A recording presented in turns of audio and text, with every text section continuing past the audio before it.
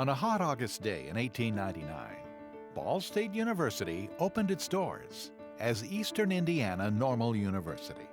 There were just 250 students who entered the only building on campus that rested on 10 farm-filled acres. Students were eager and excited to be enrolled in such a fine college, and they finished their studies by attending a small ceremony where they were given certificates, signifying that they had successfully completed their education and that they had indeed graduated from college.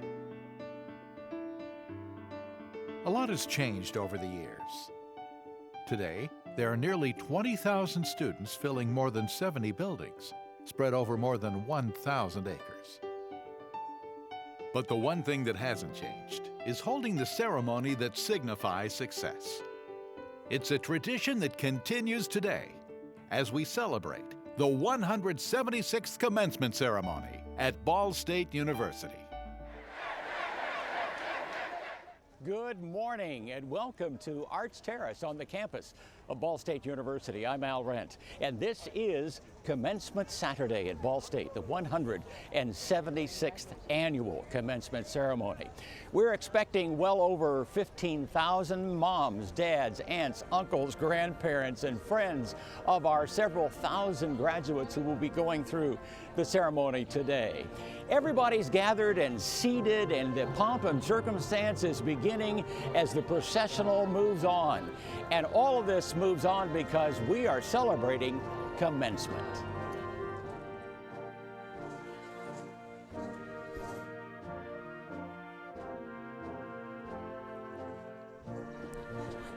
And it is a beautiful, beautiful day as the clouds are starting to part. I think it's prophetic that they're doing that here. And as I said, some 15,000 people are here on Arts Terrace. And sometime we'll give you a shot of what that looks like. But there are a lot of people that are coming into the ceremony.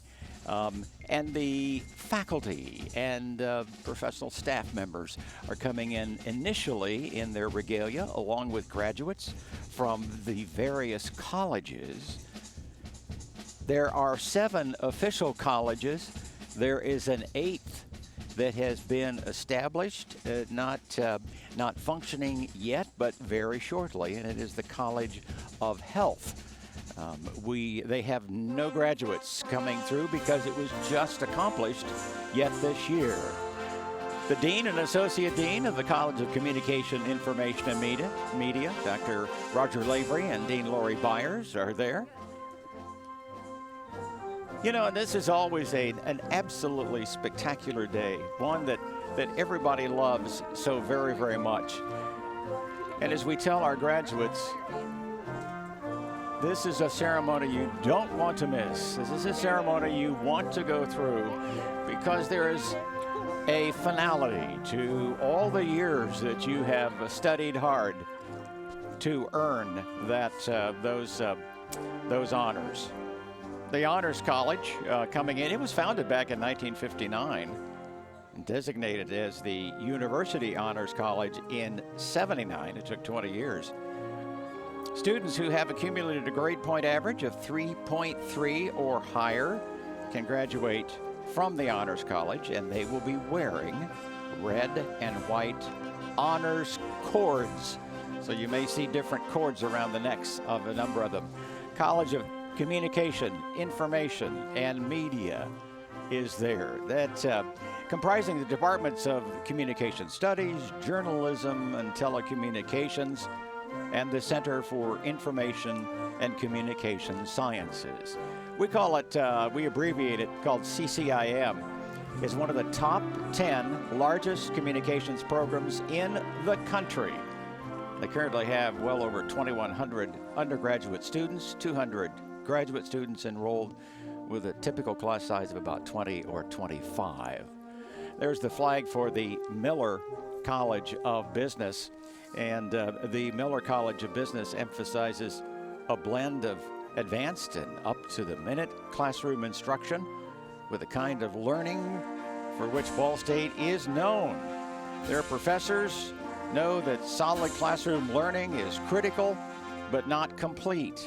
So they've crafted a learning environment that's long on experience. Ball State's program also in entrepreneurship, for example, features a capstone requirement, and this is what they call stomach churning, as any real-world entrepreneur would experience.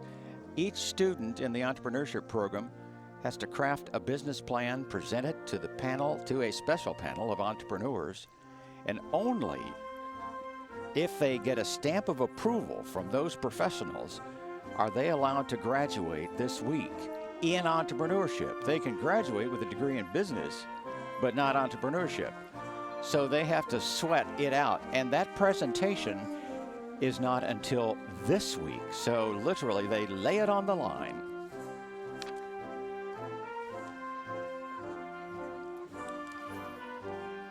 The College of Architecture and Planning, nationally recognized CAP program, brings together professional degree programs in architecture, landscape architecture, and urban planning, plus interdisciplinary education and historic preservation, real estate development, and urban design, with a common goal to prepare students for leadership in sustainable environmental design planning. A lot of students apply from all over the country. We can only accept a small number of the applicants each year because there's only room for just so many. Teachers College is entering the quad, as we call it. A solid and engaging education begins with effective classroom teachers, we'd all admit that, and draws upon the talents of counselors, psychologists, technologists, principals, superintendents, researchers, and those involved in curriculum development and special education. So it's a very special program. The Teachers College, which consistently ranks among the best in the United States, prepares committed professionals and leaders in all of those areas critical to education. Ball State was founded as a teachers college way back at the turn of the century. It was a normal, which meant that you were trained to be a teacher. College of Fine Arts is also entering, and this is one of the real wonderful colleges. We have, as I said, 7 colleges with an 8th on the way. It's made up of the School of Art, the School of Music, and the Department of Theater and Dance. The School of Art, with a faculty of 36 full-time, nationally recognized artists, designers, and scholars that teach in 10 media concentrations, including animation, ceramics, drawing, glass, metals, painting, photography, intermediate arts, printmaking, sculpture, and visual communications, which is graphic design, as well as art history and education. And the School of Music offers intensive education for not only individuals who want to be teachers, but professional performers as well, as does the Department of Theater and Dance, a nationally recognized program offering exceptional pre-professional training in a liberal arts setting. The College of Applied Sciences and Technology is also entering, as we see right now.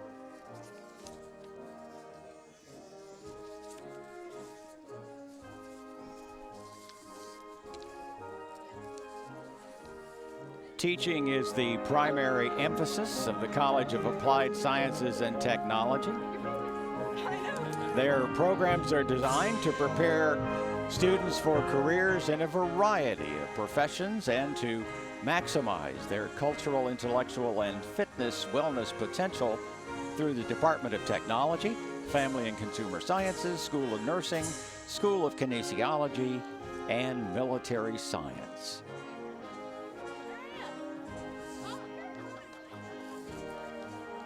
And some very happy graduates getting ready.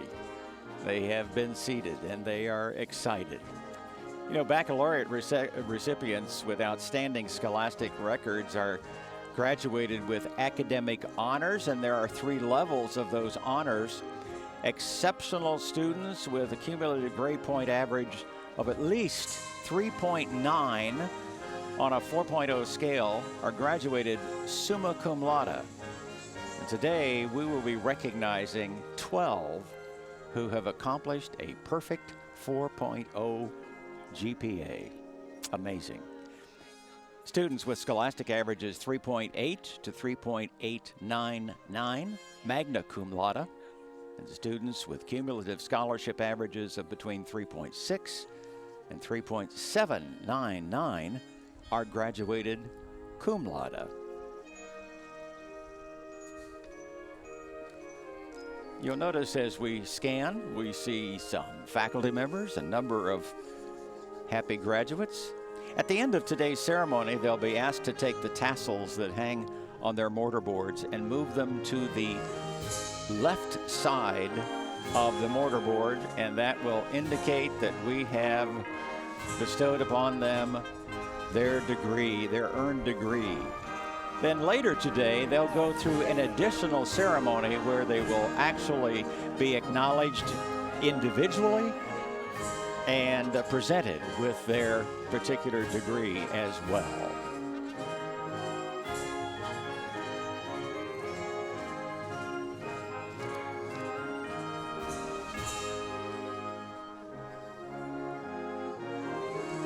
College of Science and Humanities is entering, as you saw their flag come by. The College of Sciences and Humanities really prepares students with the skills and knowledge that they need to be successful in a changing society, enabling them to become responsible and responsive 21st century citizens. Through its majors, minors, and delivering the vast majority of courses that form the university core curriculum required for all Ball State graduates, undergraduates, the college provides students with experiences designed to enhance their ability to analyze situations, think critically, solve problems, and be successful citizens. The largest, actually one of the largest colleges, because there are multiple majors all tied into the College of Sciences and Humanities. Each of the colleges is represented by a particular banner. That banner, and it looks like we have very light winds, so I'm assuming that they will be able to continue to fly successfully just below the platform, as the platform party will be the last to enter the art squad. And the platform party will be made up of the university officers, presidents and vice presidents, and our university board of trustees, and we will welcome them shortly.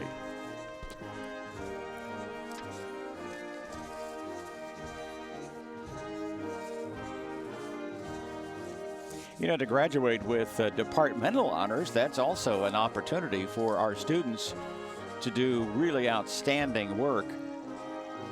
And departmental honors in a major concentration, a student must complete a program during the junior and senior years that consists of tutorials, independent research, and an honors thesis. The minimum grade point average for graduation with departmental honors, and those can be added on to certainly cum laude, summa cum laude, magna cum laude degree or honors. You must have at least a 3.5 in your academic major. And we have a great number of students who do that.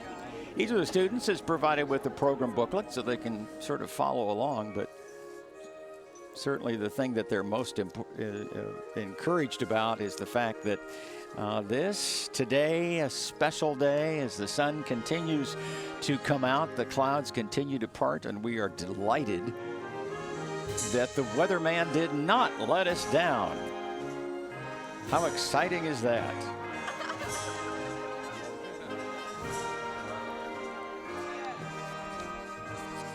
We'll be presenting today President's Medal of Distinction and an honorary degree and that will be very exciting. We have two of our board of trustees that will be retiring from the board, and Marianne Glick and Frank Hancock will be retiring, and they will be presented with the President's Medal of Distinction for a number of years of distinguished service. And then our honorary degree, Doctor of Laws, will be presented to Scott McCorkle. And you may have, if you're in the central Indiana area, Indianapolis area especially, you may know Scott McCorkle is CEO of Salesforce's Marketing Cloud. Salesforce acquired an Indianapolis very successful company called ExactTarget, and they are one of the largest of their kind in the country. Number one in customer relationship management, or what we call CRM, and the fastest growing top 10 software company in the country. The son and brother of Ball State alumni, Scott is a 1989 graduate of Ball State with a bachelor's degree in computer science. He also earned a master's in business administration from Indiana University, so we're glad to count him as one of our alum, and just really honored to have him make the commencement address and also present him with his honorary degree. We will be graduating, as you see, a number of officers who will graduate second lieutenant from our ROTC program. They have made a commitment to the military, and we are delighted to provide them with a wonderful opportunity to come up on the platform and be recognized for their commitment to not only the country, but the world in general.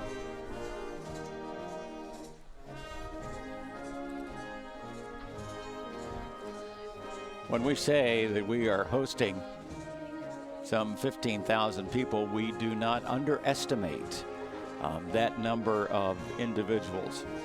We have so many family members who come for this wonderful ceremony.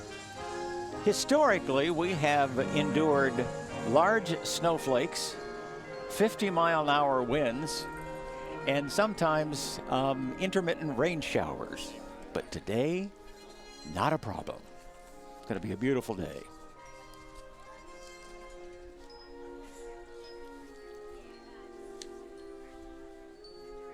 Graduates still filing in to the area.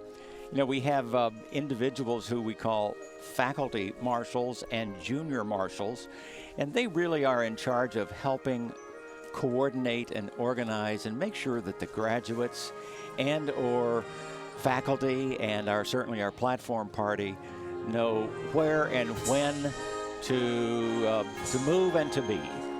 And so they perform a very special service, and to be honored to be a faculty marshal, we have individuals from a variety of departments, the School of Art, Counseling, Psychology, Guidance Services, Criminal Justice and Criminology, Communication Studies, Computer Science, Sociology, Construction Management, Physiology and Health Science, and Telecommunications. And so we thank them for their service, and certainly we thank them or congratulate them for being honored to be a faculty marshal.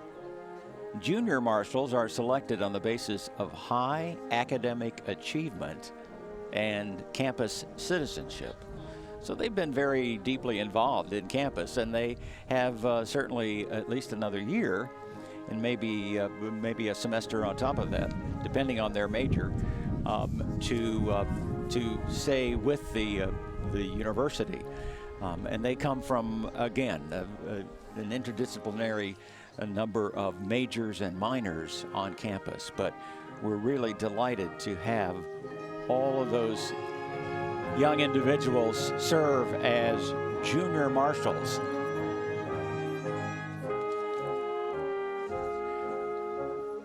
You know, we're listening to the commencement ceremonial band. It's under the direction of Director of University Bands, Dr. Thomas Kaniva. And these are all students.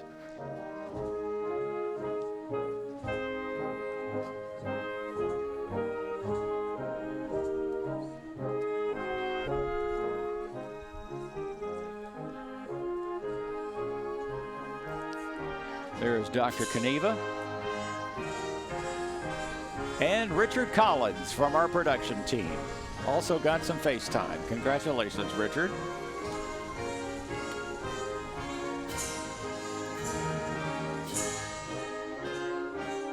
Now we see the platform party prepared to enter the quad. It's a long walk from the back of the quad area to the front, but they are in place, led by Acting President Terry King.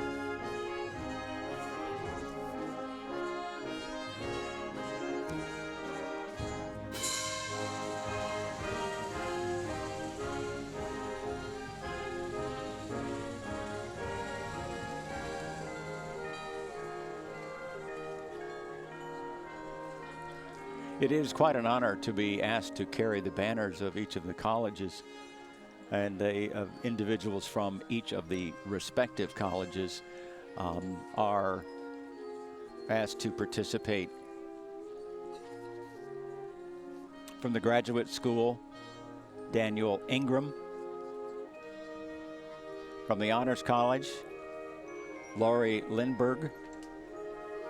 From the College of Applied Sciences and Technology, Henry Wang. From the College of Architecture and Planning, Jared Daniel. From the Miller College of Business, Alan Terrell. And from the College of Communication, Information and Media, Chris Fluke. College of Fine Arts, Tyler Smith. College of Sciences and Humanities, Ronald Hicks. And Teachers College, Kristen Perrone McGovern. Now we present, we get prepared now as the platform party will walk down the aisle and ascend to the platform, and we will be beginning our ceremony in just a few moments.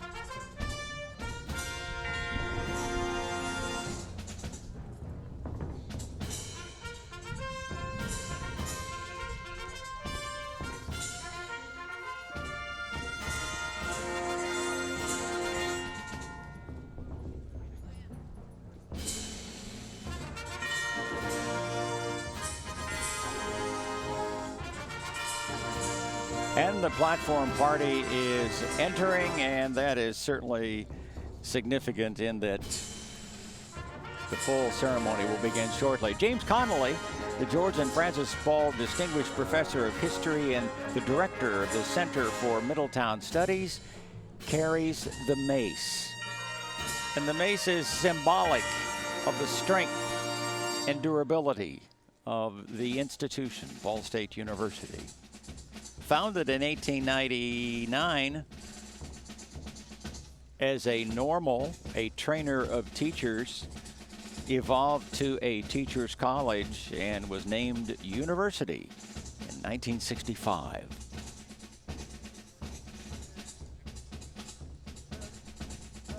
Interim President Terry King, along with Interim President Robert Morris, lead the party onto the platform. In the red robes will be our Board of Trustees, distinguished faculty, and also university officers. The colors are put into place by members of Ball State's ROTC program.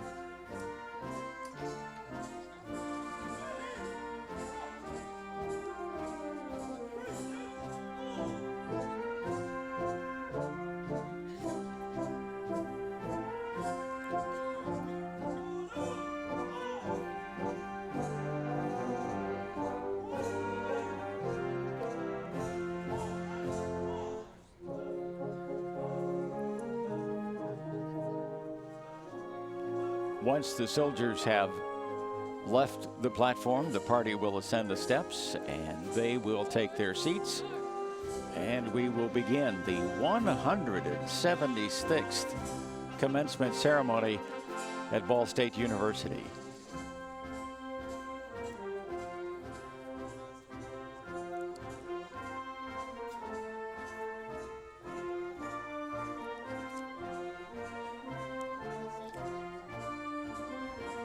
The mace comes up first. It will be put into place.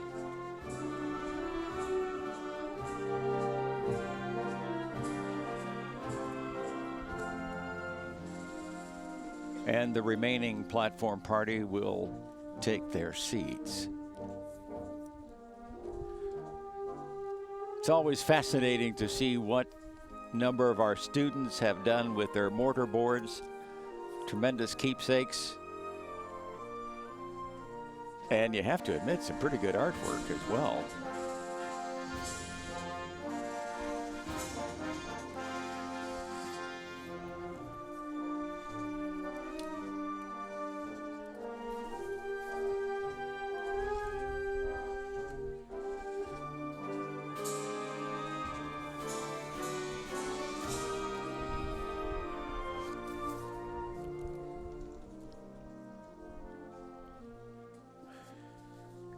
Acting Provost Robert Morris will conduct today's ceremony. Welcome to the 176th commencement of Ball State University. It's not on.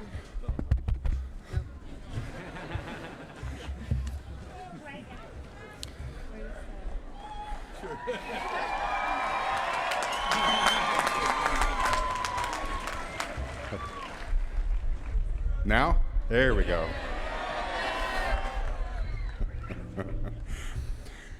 Welcome to the 176th commencement of Ball State University. I am Bob Morris, Acting Provost and Executive Vice President for Academic Affairs. Please remain standing as Mr. Jeffrey David Honeycutt, a candidate for Bachelor's degree of General Studies, sings the national anthem.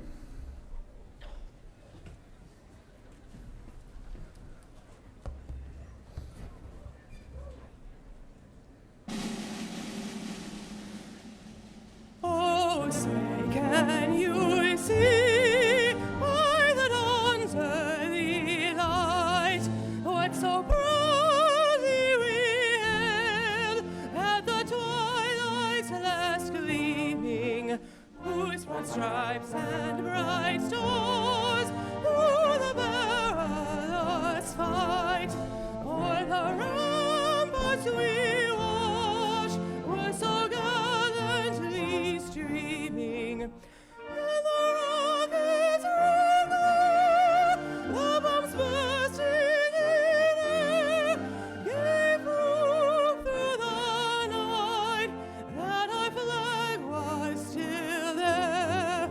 Oh, say does that star-spangled banner yet wave o'er the land of the free and the home of the brave?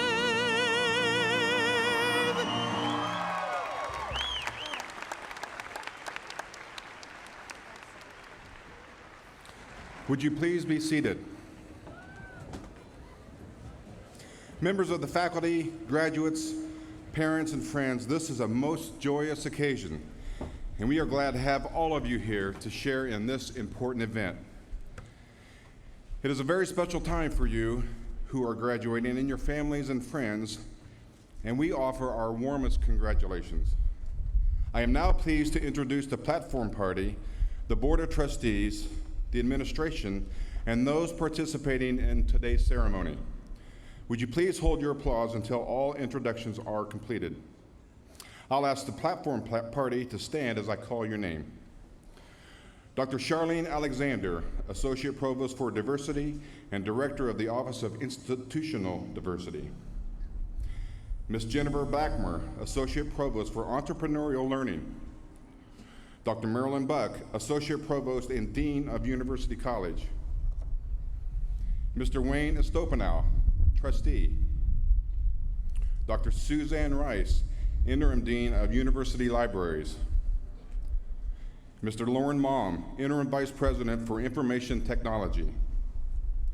Mr. William Knight, Assistant Provost for Institutional Effectiveness.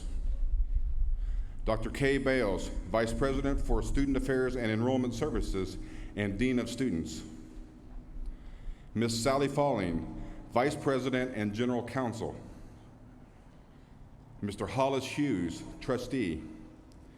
Ms. Jenny Budrow, Chair of the Alumni Council. Mr. Dustin Meeks, Trustee. Dr. Amy Harden, Chairperson of University Senate and Associate Professor, Department of Family and Consumer Sciences. Mr. Bernard Hannon, Vice President for Business Affairs and Treasurer. Dr. James Connolly, George and Francis Ball Distinguished Professor of History and Director of the Center for Middletown Studies, who is also carrying the Presidential Mace. Mr. Jeffrey Honeycutt, our vocalist. Mr. Frank Hancock, member of the Board of Trustees and President's Medal of Distinction recipient. Ms. Marianne Glick, member of the Board of Trustees and President's Medal of Distinction recipient. Mr. Scott McCorkle, honorary degree recipient and today's commencement speaker. Dr. Terry King, interim president.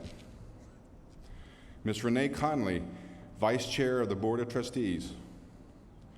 Mr. Tom Bracken, secretary of the Board of Trustees. Dr. Carolyn Capinas, acting associate vice president for research and dean of the graduate school. Dr. John Emmert, associate dean of Honors College. And Lieutenant Colonel Kelly Rosenberger, chairperson of the Department of Military Science.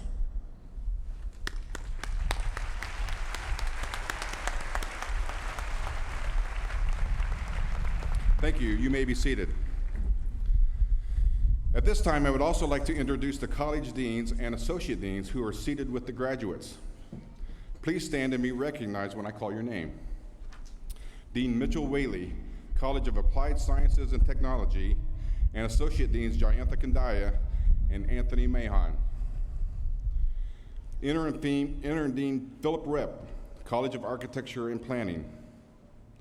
Dean Jennifer Bott, Miller College of Business, and Associate Dean Sushil Sharma. Dean Roger Lavery, College of Communication, Information, and Media, and Associate Dean Lori Byers.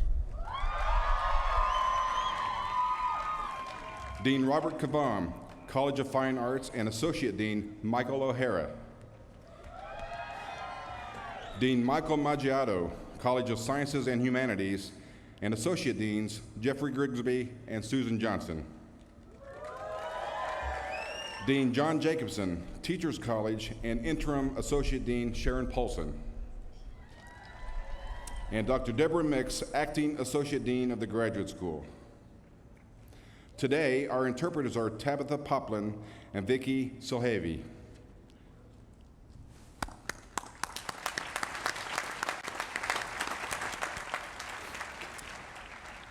Now I am pleased to welcome Interim President Terry King to the podium.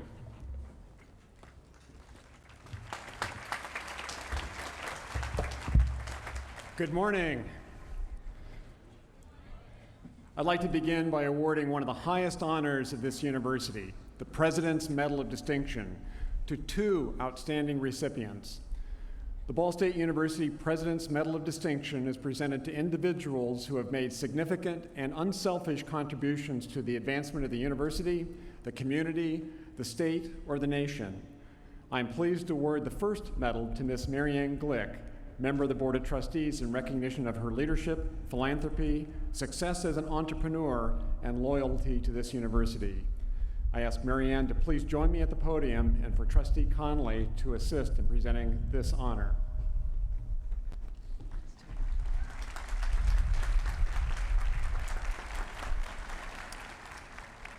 This has been an exciting week for Marianne Glick. In addition to her President's Medal of Distinction this morning, she was awarded the 2016 Community Mentor Award from Big Brothers Big Sisters of Central Indiana 2 days ago. Her excellence is widely recognized. Marianne graduated from Butler University with bachelor's and master's degree in elementary education and educational psychology, respectively. In 2013, the Ball State Alumni Association honored her with an honorary alumni award so that we can also claim her as a valued alumna. Marianne is president and owner of Glick Art and the retired president of Glick Training Associates Incorporated, a firm she founded in 1986 to provide training and consulting services that improve organizational effectiveness. Marianne is an accomplished entrepreneur, philanthropist, community leader, artist, and 10-year member of the Board of Trustees. Her decade of service on the board was one of the most transformational in the university's history, and much of that progress was supported by her leadership. She served as an assistant secretary of the board from 2014 to 2016. Marianne's support of Ball State University goes far beyond the boardroom.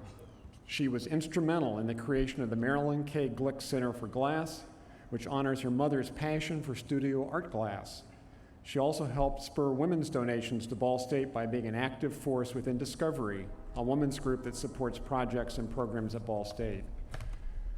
Much of Marianne's community service is geared towards the empowerment of women. She is the founder of the Executive Women's Leadership Program and has served on the board of Big Sisters and Women's Business Initiative, among other organizations. For her efforts, she was selected as the Indiana Woman of Influence of 2010 from Ball State and was awarded the prestigious Sagamore of the Wabash in 2014 by Governor Mike Pence. One trait of Marianne's that I deeply admire is her never-ending quest for growth. She is an accomplished artist today, but only just began that in September 2004 as a way of positively approaching the long Indiana winter months. She uses her gifts for art to benefit causes she cares about, such as the Children's Bureau of Indiana, Women's Fund, Dress for Success, Prevent Blindness Indiana, Joy's House, Girls Incorporated, Make-A-Wish Foundation, Planned Parenthood, Ball State University, and the Peyton Manning Children's Hospital. Marianne's personal mission is to ignite, inspire, and direct energy for positive action. She has certainly accomplished that through her decade of leadership on the Ball State Board of Trustees, and her service will be deeply missed.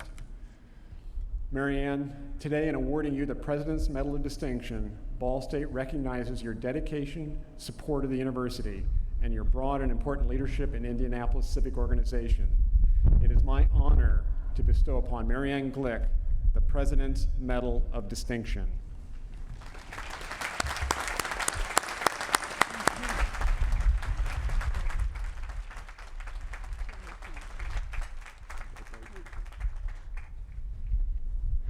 Wow. Thank you so much, Dr. King and Renee, for this honor, and thank you to the university for the honor. It has been a real thrill for me to be able to serve on the board for the past 10 years. I first became acquainted with Ball State and the quality of its education and its students when I was president of my training company. And I hired several Ball State students to work for me upon their graduation. The expertise that the students brought to the work, I did training, so the students that I hired were developing curriculum, doing the training, and selling the training to corporations. The Ball State students were the only students that I hired in 25 years of owning my company that could do all three. So you all are getting and have gotten, I think, the best quality education that the state of Indiana can provide, and you should be very proud of that.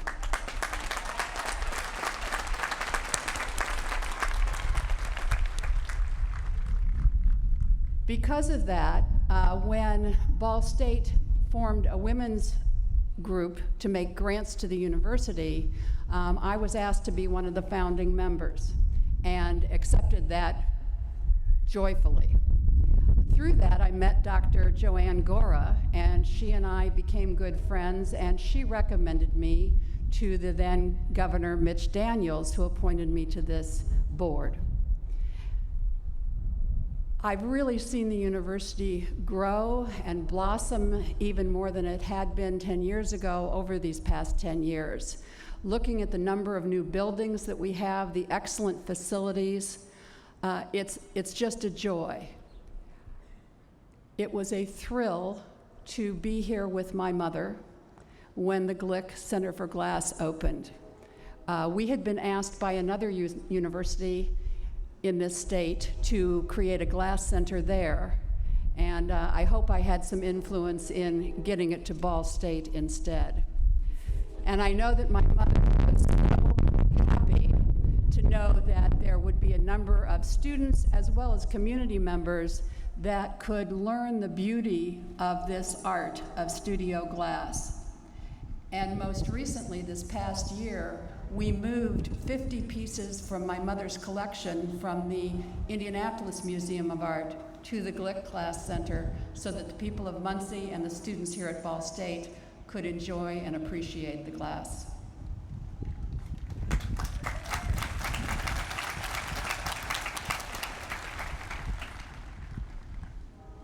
Another thing that I'm very proud of is our improvement in the area of diversity during my tenure on the board.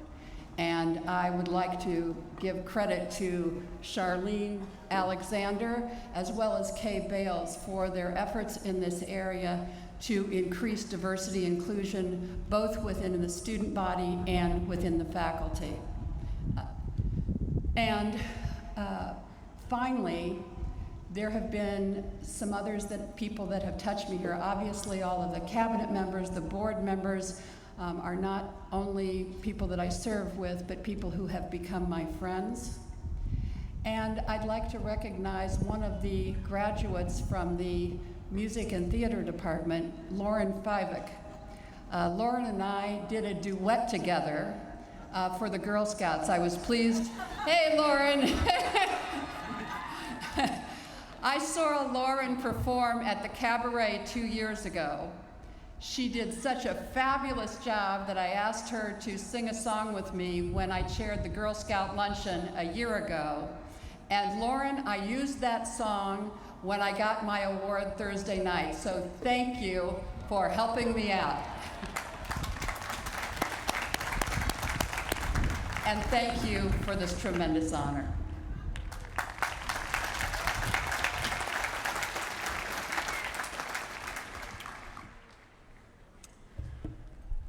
I now invite Mr. Frank Hancock to please join me at the podium to receive his President's Medal of Distinction.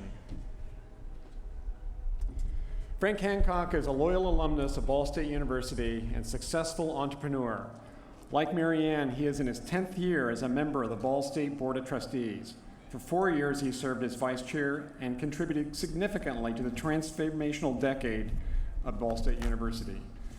Frank is the founder and owner of Sports Graphic Incorporated, an Indianapolis company that works with clients such as the NCAA, several collegiate athletic conferences, the 2012 Super Bowl, the Indianapolis Colts, the Indiana Pacers.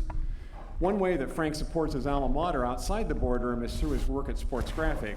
The graphics you see at Schumann Stadium, Worthen Arena, Briner Sports Complex on Ball State's campus were meticulously designed, created, and installed by Frank's company. He also supported our athletic department by serving as chair of the Cardinal Commitment Developing Champions Capital Campaign, which raised $20.6 million for our athletic facilities. He also remains a loyal alumnus of his fraternity, Sigma Phi Epsilon.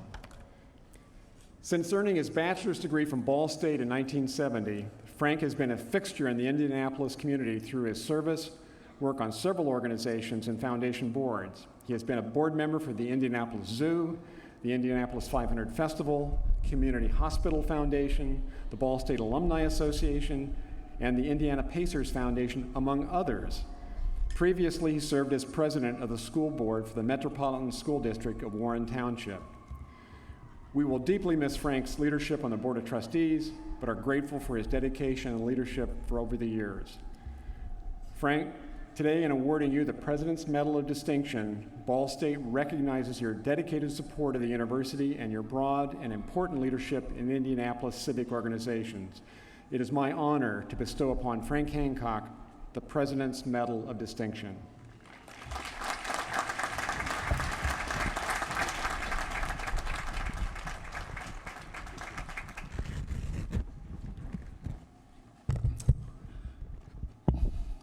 Well, let's be clear about this. I'm as prepared to talk to you as I was my first test, which will be 50 years ago this fall. Got up about 3 o'clock and said, what am I really going to say to him? So I wrote down about 5 pages of notes and kept changing, and I finally just threw it in the trash can.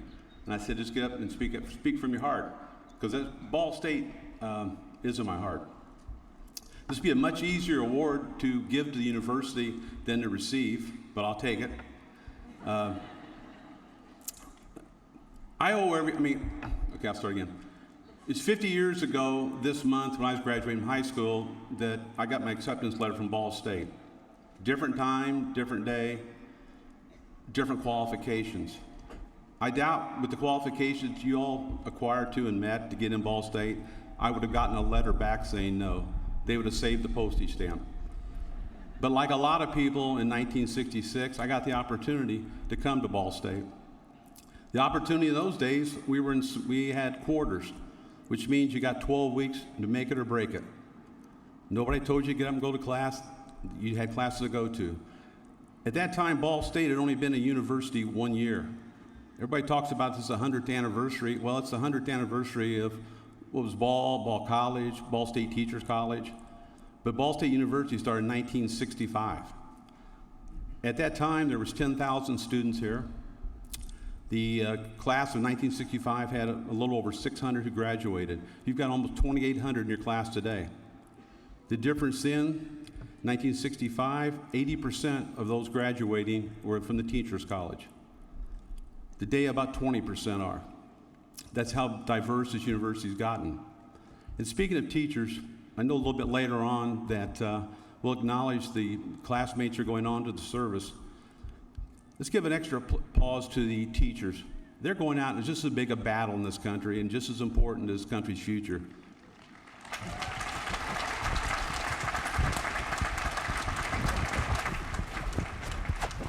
I think another thing was very important to me that first year at Ball State, and again, I say you had 12 weeks. We did not have the support that you have today or have had to make sure that you kept up your classes and grades.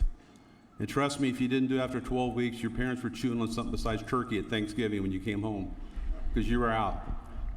It was during that fall, the other person that I need to acknowledge was a girl from Tipton, Indiana. And that was that fall, Linda Hanna. She was a freshman. She came here, a lot like me, but met her at what was called the Tally Ho. Now it's the Tally.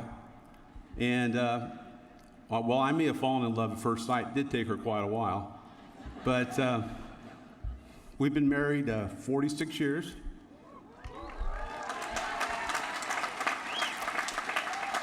But we have 3 children that attended Ball State, so that's all good.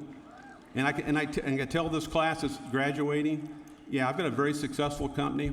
Yes, we're the ones that put the gigantic Borg Warner trophy on the front of the JW that you're going to see for the month of May. It's huge. I'll also tell you, I hire good people, I pay good wages. 25% of my employees are graduates in the last 15 years from Ball State. And that's because they were the best. Where they went to school didn't come into play at that point. And that's one thing I want to go back. When I mentioned about Ball State being a teacher's college for the first, I'll say 40 years, up to 1965, they put out the best teachers in the country. That's why you went to Ball State. When you graduated in Indiana in the 60s, you're supposed to go to IU or go to Purdue. And I used to say, well, if I wanted to be an engineer, I'd go to the railroad, I wouldn't go to Purdue. But IU was where everybody wanted you to go. And if you didn't go to IU, nobody understood. People started wanting to go to Ball State. Why did you want to go to Ball State? What you see today. This was our campus. This was the center of the campus. This is beautiful today. I can't say speaking in front of 12,000 people was high on my list at that time, but this is why we came here. This was the center of campus. When Ball State went to be a university, in the next 4 years, my graduating class in 1970 had over 16,000. 6,000 new students came to the school in 4 short years. amazing growth. The fact we didn't have any rooms to stay in, well, that was part of the growth problem. So as a trustee, when I hear a lot of people talk about, the new dorms and all the extras that you want, well, let me tell you about approved off-campus housing in the 60s. I met living on South Martin Street with an 84-year-old woman, Mrs. Furrow. Nice lady, but you could have no noise after 8 o'clock at night. But she absolutely could do her vacuuming at 5 a.m. 7 days a week. So when your parents tell you, or your grandparents, I guess in my case, tell you about, Ball State was a suitcase college, everybody took off on Fridays. Yes, most of us did because we had jobs and we wanted to go home and have some freedom. So it was a different time. I've talked to students and I've talked again with employees. Well, you don't understand, the social issues and stuff that we face as young adults today. Has anybody read about the 60s and the 70s when we grew up? We had some social issues. Maybe you didn't hear about as much at Ball State because predominantly being teachers, you may have thought a lot of things, but you couldn't get involved in protests. You couldn't really speak your piece, or it was on your record, and you didn't get a teaching job in those days. But I will tell you, during that, I break the next 50 years up into two segments of 25 years. I think 1965, 66, up to probably 1989. There were students that left Ball State. The teachers were always the teachers, and they were always great. But there's a lot of people that went out and a lot of them have never been back to this campus and never understand just how great the school is.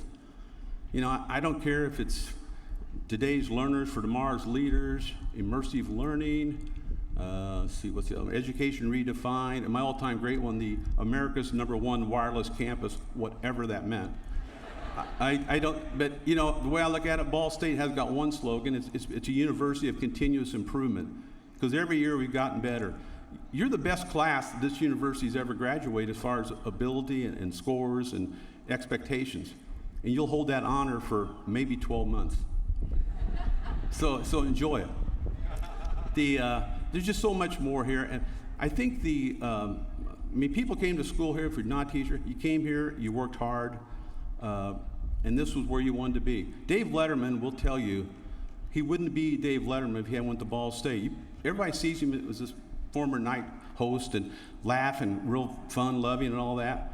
Folks, that's his TV. He's a very personal, quiet person by himself. But he loves this university. And there's so many other alumni. And I made a point a couple years ago that while we have had a lot of great speakers, speaking of graduates, so many of them I thought were good for who they were, see famous people, but I've always said you need to have graduates talking to you because they walked the same streets you did and they sat in the same rooms and they're honest with you. And over the years, I've gotten to hear many of them. Heard one gentleman that graduated in the 60s, said his opinion, take the first job you can get, may not be what you want, but take the job.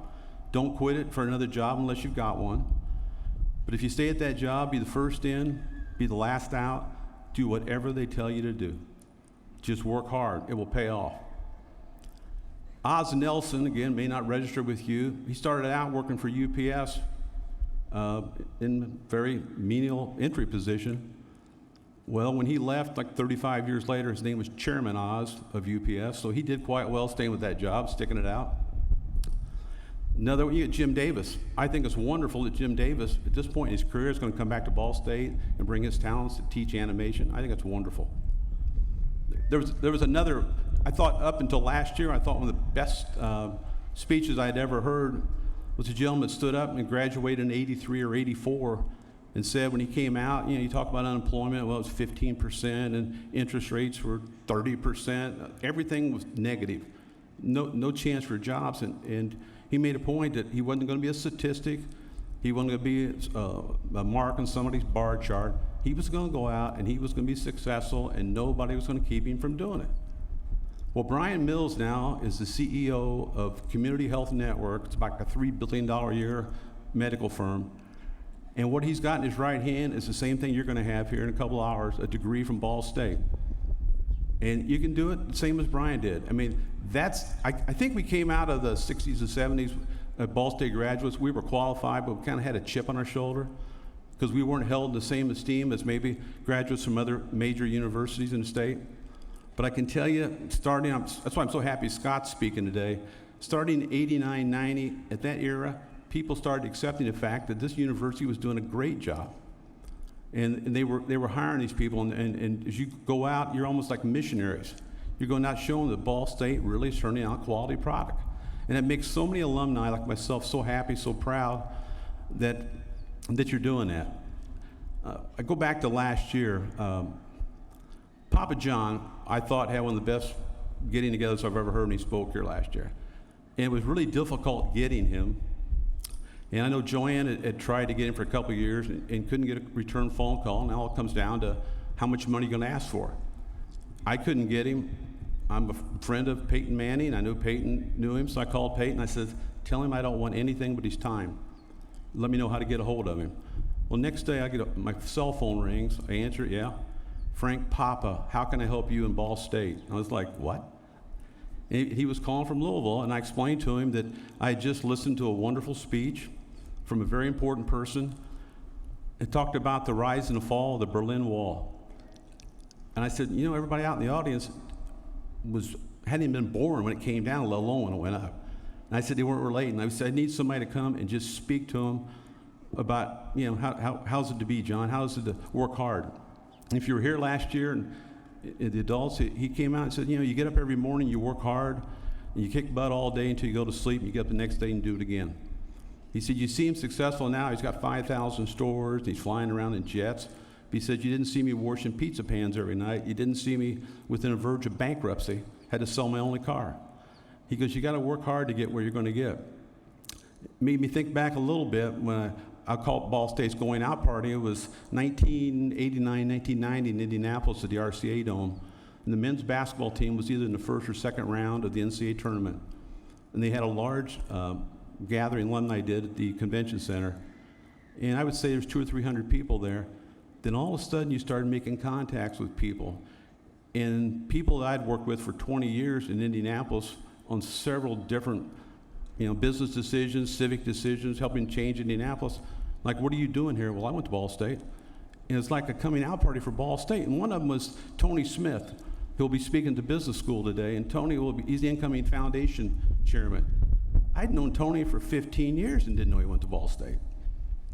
So it was just like, you know what, we did good. And I think it was interesting from a support perspective.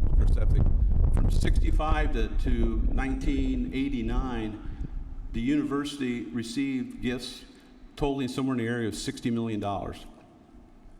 And a lot of it had to do that you didn't have the social media, you couldn't find people. You left here, good luck finding you.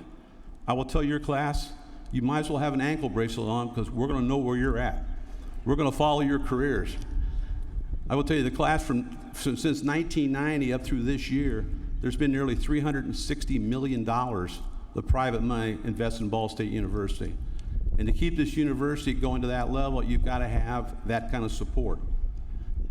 And I implore you to please, you know, think about that. When they call you up and they ask you for $10, give them $10. Let that grow. And in 20 years, you come back and do some amazing things like you're going to hear Scott talk about today. There's just so many things have happened. So many things have happened, and you guys are going to continue that to go, and continue that to carry the gospel. It was a year ago. I'm going to wrap up here. I'm sorry. This was their biggest concern, giving me an open mic. Was a year ago. I mean, after his graduation, I just mentioned John leaving town. I said, everyone go to 500, let me know. Get a phone call. Yeah, I want to go to the race. He goes, how do you get to the track? And I go, I drive. He goes, I want a helicopter in. I went, oh, okay, fine. So I get him there, and I had decided he had never met David Letterman. Well, I know Graham Rahal, and Letterman owns his cars, so to make a long story short, I said, I want to bring Papa down to meet Dave. So I get down there, we go in there, it's an hour and a half before the 500-mile race. And there's Dave back in the corner by himself. I walked over and started talking to him. And at that point, Dave hadn't been up to school for a while, and that was his last week on TV. He'd never met Papa. Two of them talked for maybe 10 minutes, niceties. Then they spent the next 20 minutes talking about their lives, how they were affected, and what they liked about Ball State. I kid you not. They were 16 years apart, and you thought they'd been together forever. And Dave professed how much he loved the school, that all he wanted to do was come up and bring people and speak to the students. He didn't care about the adults. He wants to speak to the students. He wanted to bring up his personal stuff. He doesn't want a museum. He wants it up here to inspire people. And then I was trying to wrap it up. I said, guy, the race is starting. We got to get moving here. And I finally said, I tell you what, how about we get together, Dave, you, Papa, let's take a picture of Ball State's 3 best-known alumnus. Dave goes, great idea. Here, you take the picture. So I've got a real nice picture of Dave and Papa in the garage from last year. Well, as you know, after that, Papa, called back to Ball State, came back the next time, we took him through campus. He comes in and goes, I got to support my university. How can I not support Ball State? So it's a great university. You probably right now don't realize how much you're going to owe this university. And you're educated. You'll love this university a lot more as you get older and realize how good it was. All I can leave you with is, go out, make your mark on this world, do the best you can, treat people right, be caring, remember what you learned here. Parents, they're going to change what they've learned here. They're going to have different careers. It's just, don't presume what they're graduating today, that's what they're going to be in 10 years or 15. But you're going to be successful. And then when somebody comes up and asks you, like, where'd you go to school? Just look at them and say, I went to the Indiana University. I went to Ball State. Chirp, chirp.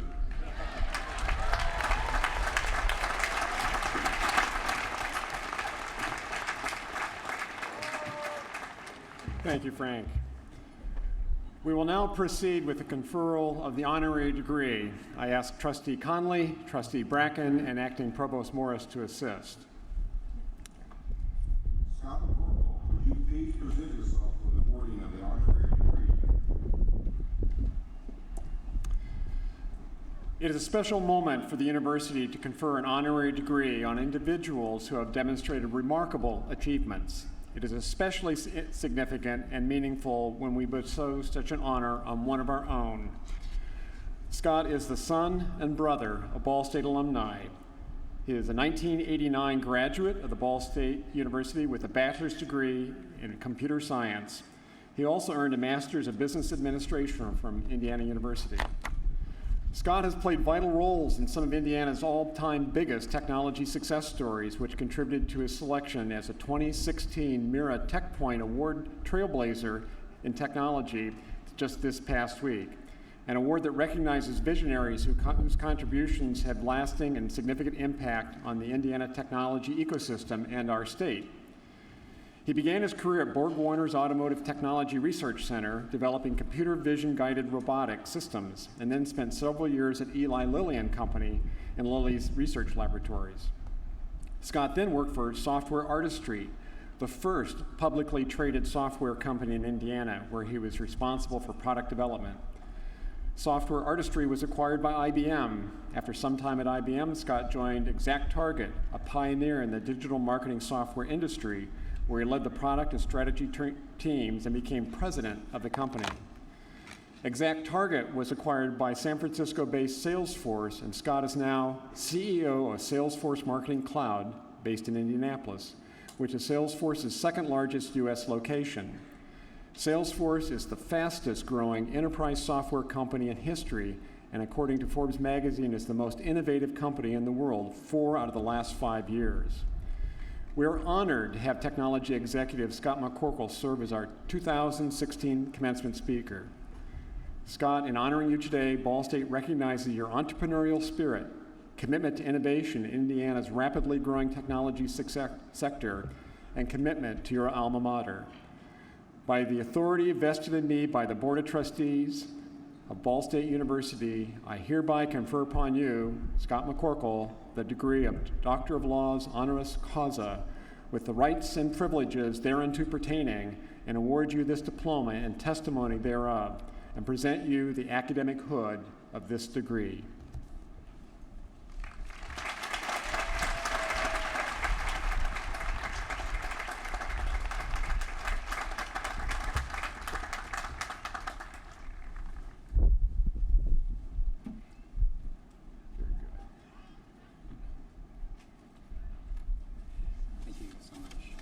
Congratulations.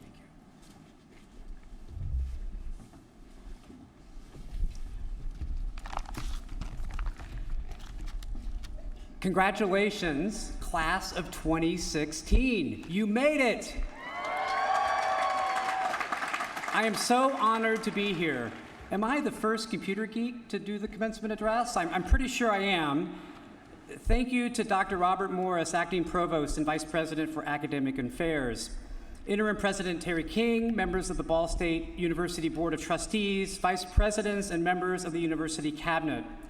I'm excited to talk to you about the incredible technology revolution we are all experiencing right now.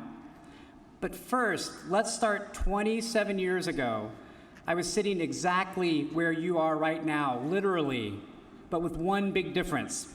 When I graduated from Ball State in 1989, it snowed. I am not joking, it snowed.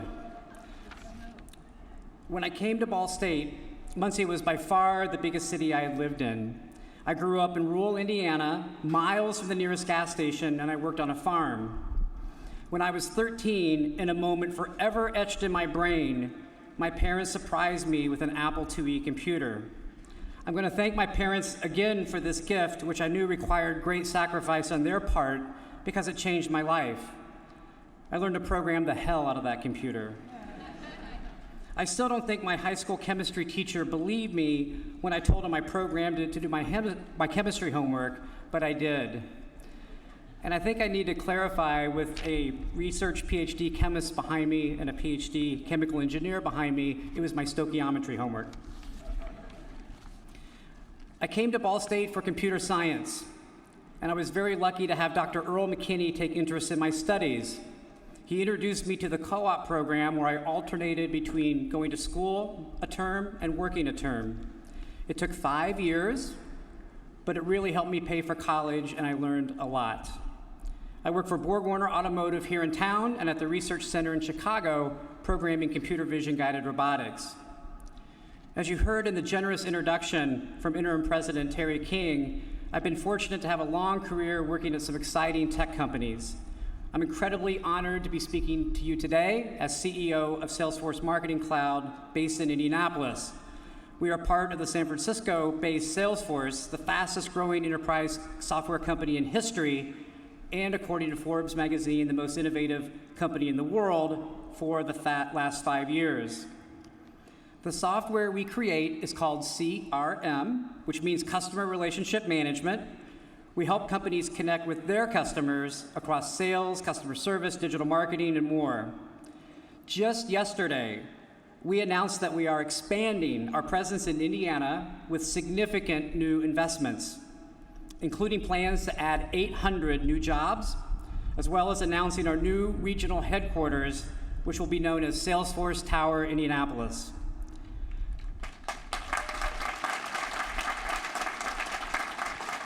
I think it's very significant that the tallest building in Indiana will now have a tech company's name on top of it, and that a computer geek is here delivering your commencement address. I mean, look at the world we live in. Technology is everywhere, impacting all aspects of our lives. We've had technology revolutions before, and by definition, each one is bigger than the last. But we've never seen anything even close to the disruption happening right now, with 5 massive technology shifts all happening at the same time. First, cloud computing has created previously unthinkable computing power now available instantly. Second is mobile. We all know that our smartphone is indispensable. But think about it this way. For the first time in history, all of humanity has a common unifying technology platform. Like it or not, we're all connected. We've just scratched the surface of what this means. Third is social. Facebook, Instagram, Twitter, and many more have created online gathering places where information and ideas flow instantly. Fourth, data science and artificial intelligence. We are now creating machines capable of their own decision making. And finally, the Internet of Things. Everyone is connected via our phone. Now everything is being connected, from our refrigerators to our cars, trillions of sensors. Everything is being connected to the Internet. Individually, these technology shifts are disruptive. Collectively, they are transforming our economy and our society. How we shop, travel, communicate, work, it's all changing fast. Some companies understand these technology shifts, others don't. 57% of the companies on the Fortune 500 list in 1995 aren't there today. Meanwhile, other companies are thriving. Salesforce and companies like Uber, Airbnb, and Fitbit are changing industries or creating entire new ones. As new graduates entering the workforce, what can you expect if you work for one of these leading disruptive companies? First is a relentless and unending drive for innovation. It is continuous and urgent. Salesforce leads the market in all objective measures, but we always feel behind. We subscribe to the words of the late Andy Grove, the founder of Intel, only the paranoid survive. Second is embracing risk. There are too many decisions being made too quickly for all of them to be right. And many decisions are made with little direct evidence of what will work. Risk-taking means pressing into the unknown.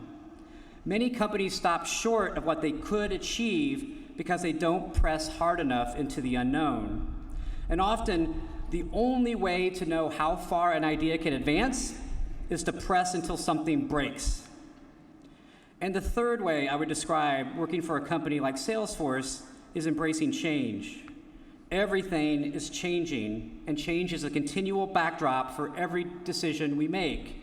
Here's one of my favorite examples. The core technologies we use to build our software, the heart of our business, they didn't exist even a few years ago. If we don't reinvent ourselves, some other company will innovate faster than us. It is truly an amazing time.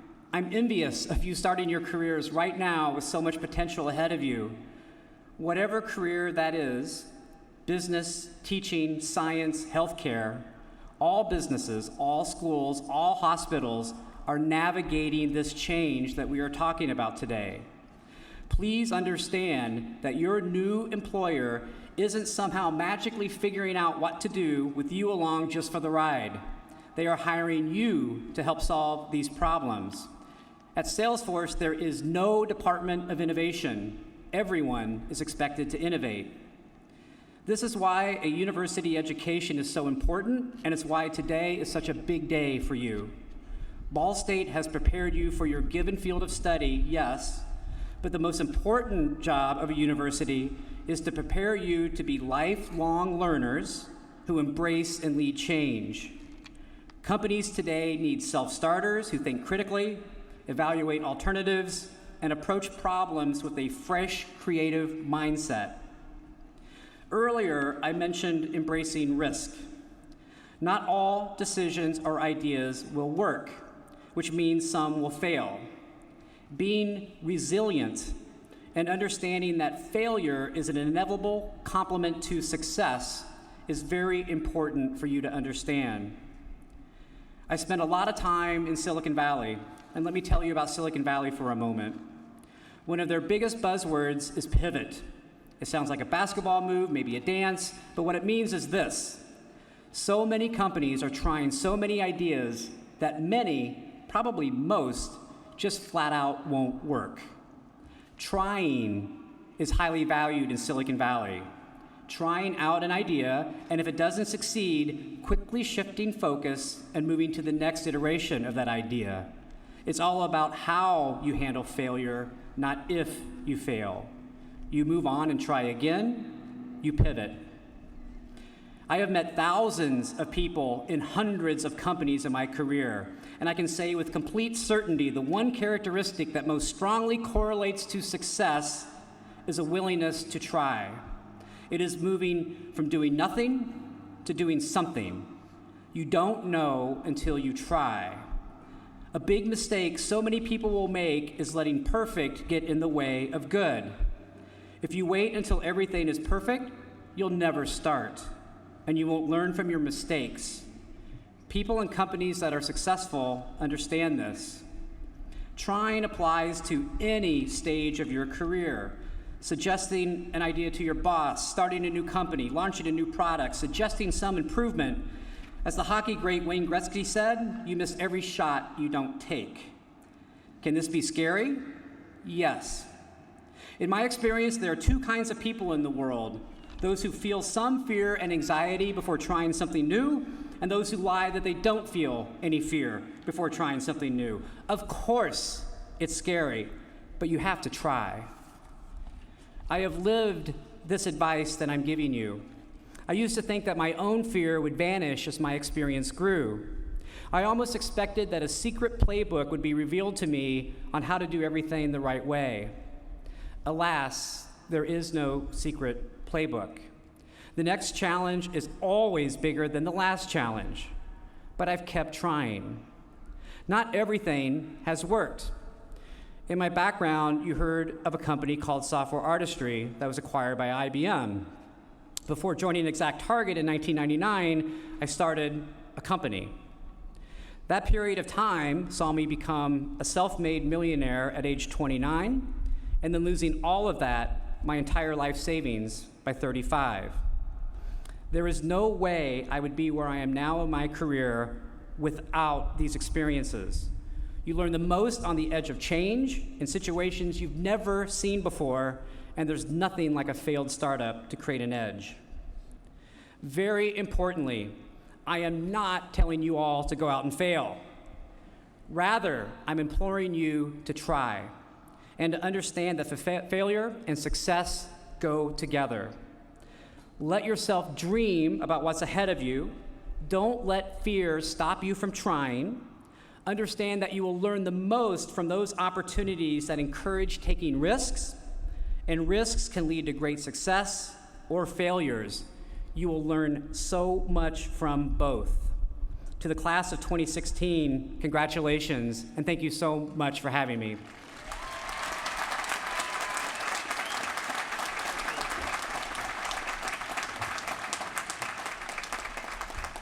Thank you, Dr. McCorkle.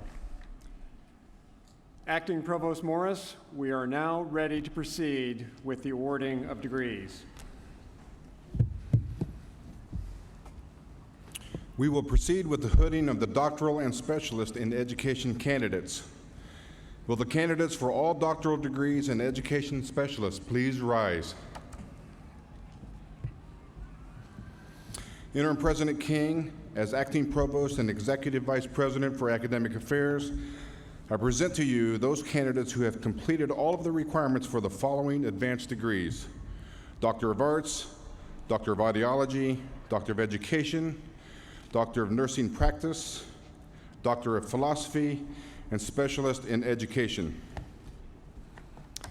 Upon the recommendation of the faculty and by the authority vested in me by the Board of Trustees of Ball State University, I confer upon you your respective degrees with all rights, honors, privileges, and obligations thereunto pertaining.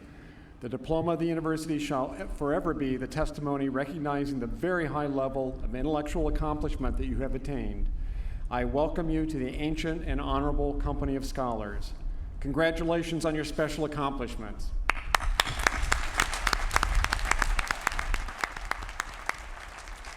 The candidates for the degrees will now proceed to the platform to cross as their names are called by Dr. Carolyn Capinas and be invested with the symbols of their degrees.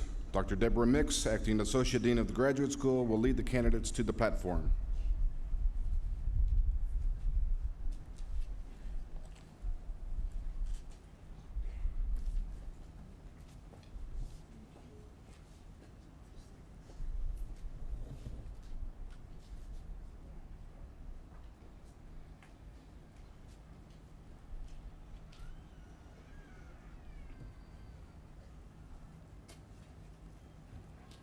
Ishba Cox. Assisting with the hooding today will be Thomas Kaniva, Professor of Music.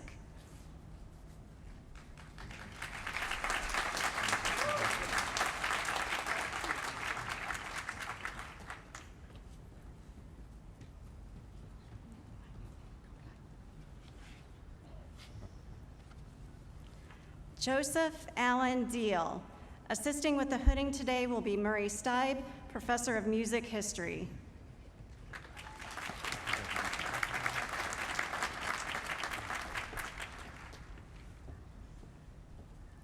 Natalia Nizholova. Assisting with the hooding today will be Murray Steib.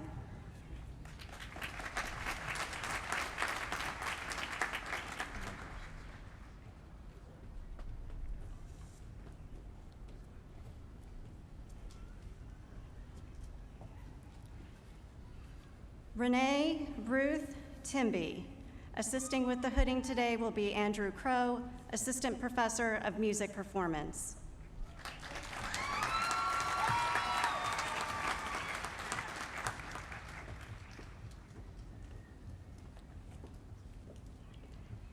Kayla Renee Ondelig.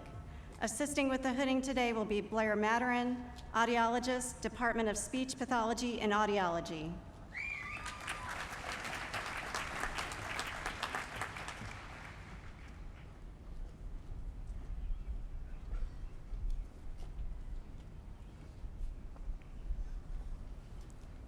Caitlin M. Emmerich Perigo. Assisting with the hooding today will be Blair Maturin.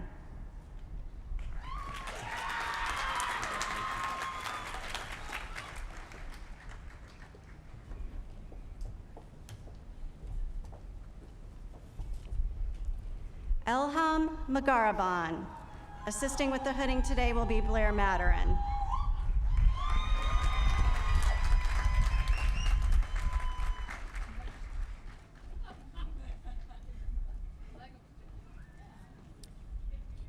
Amanda Catherine Brisenko. Assisting with the hooding today will be Katie Higginbotham, Assistant Professor of Audiology.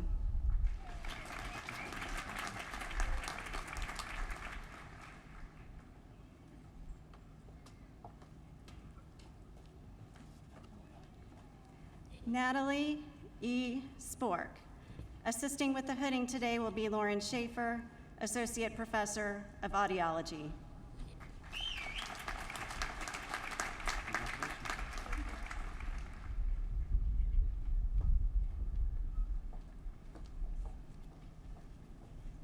Kylie Marie Young.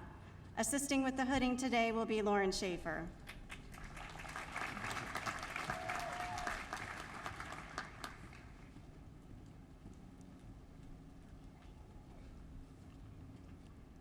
Fahed A.M. Asiri.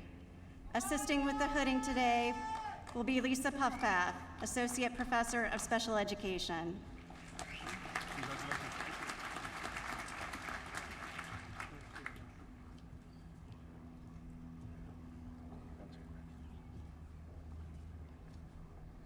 Amy J. Fritz Ocock.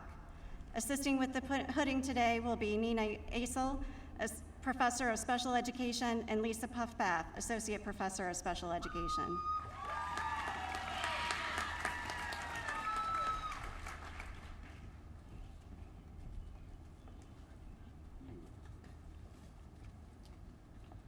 Derek John Berger.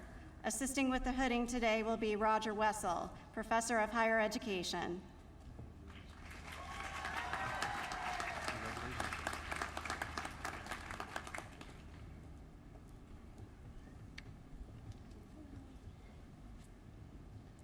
Cameron Ashley Gonzalez.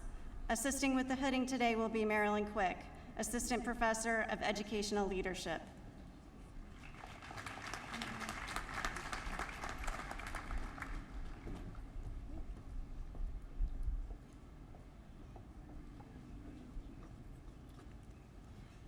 Julie K. Lauk.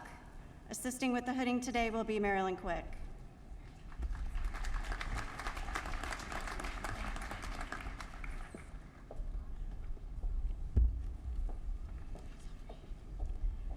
John Mark Roseberry. Assisting with the hooding today will be Marilyn Quick.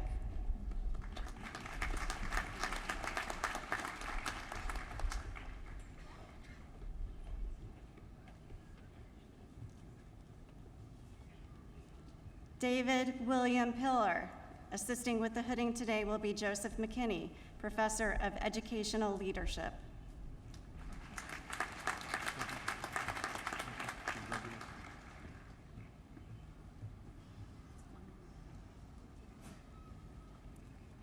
Juanita C. Stuckey.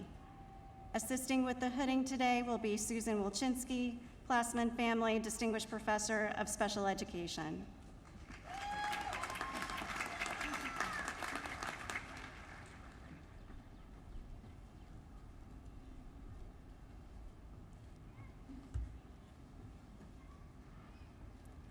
Andrea Dawn Bearden. Assisting with the hooding today will be Beth Kelsey, Assistant Professor of Nursing.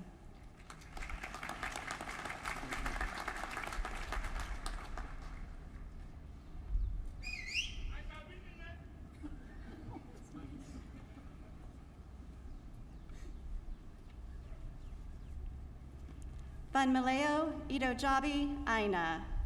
Assisting with the hooding today will be Beth Kelsey.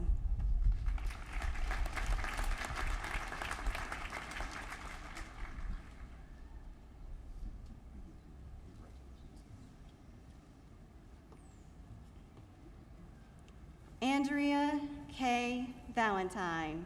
Assisting with the hooding today will be Beth Kelsey.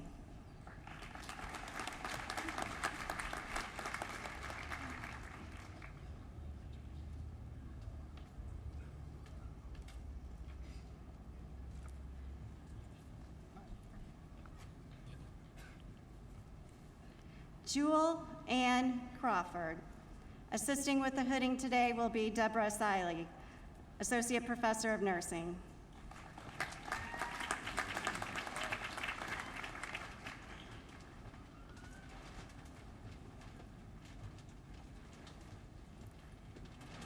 Nikki Litherland Baker. Assisting with the hooding today will be Jennifer Gruling, Assistant Professor of English.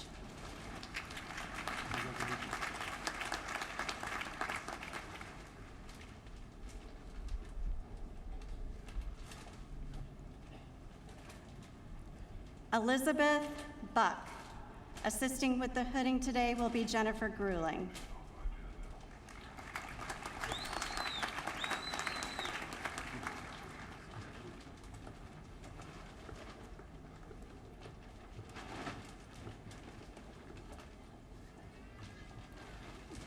Athena Menaya Limpin Dakanai.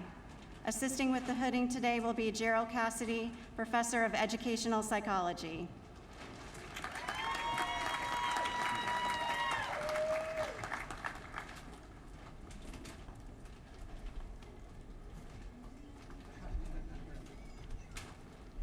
Julianne Michelle Edwards. Assisting with the hooding today will be Holmes Finch, George and Francis Ball, Distinguished Professor of Educational Psychology.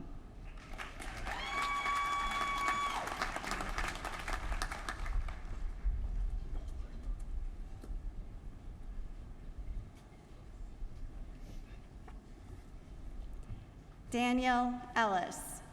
Assisting with the hooding today will be Melody Bordeaux, Associate Professor of Biology.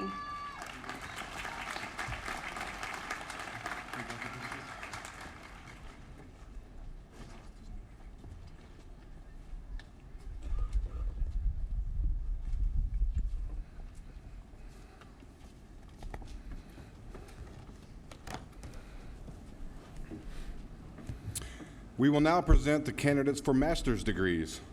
Will all master's degree candidates please stand? Interim President King, I present to you those candidates for master's degrees who have completed all of the requirements for their respective degrees. Upon the recommendation of the faculty that you have completed all the requirements for graduation, and by the authority vested in me by the Board of Trustees of Ball State University, I confer upon you your respective master's degrees with all rights, honors, privileges, and obligations thereunto pertaining. The diploma of the university shall forever be the testimony recognizing your completion of the first level of graduate study. Congratulations to each of you.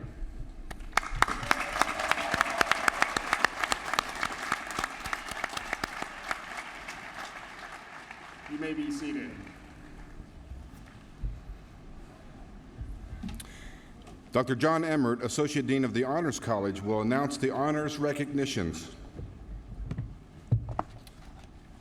The Honors College provides distinctive educational opportunities for undergraduates of high academic achievement.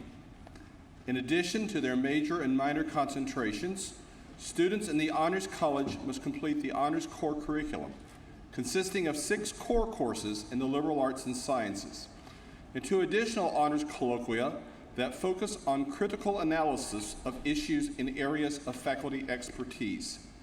Each student must also complete a senior capstone thesis or creative project and maintain a cumulative grade point average of 3.33 or higher in all coursework. Those baccalaureate candidates who are graduating from the University Honors College are wearing the red and white honors cords. Would you please stand and be recognized?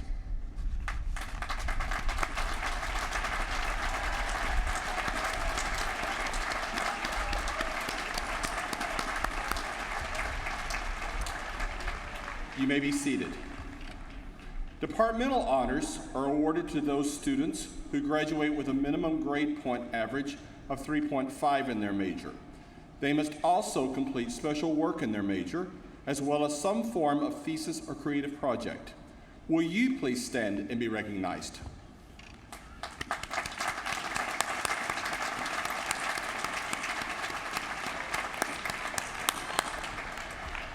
You may be seated. Academic honors in writing are based upon review of a portfolio of course-related writing that demonstrates sustained excellence in writing throughout the student's undergraduate years. In addition, a committee reviews an essay written on a common topic of general interest. Will you please stand and be recognized?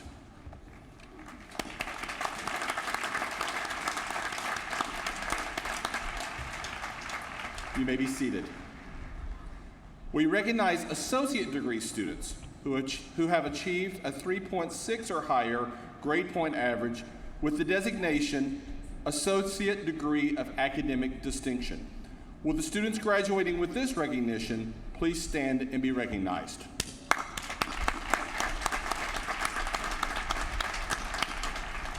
Thank you. Students with outstanding scholarship records graduate with academic honors. These students are wearing bronze, silver, or gold medallions on red ribbons. Students who have achieved scholastic averages between 3.6 and 3.79 are wearing the bronze medallion and graduating cum laude. Will you please rise and be recognized?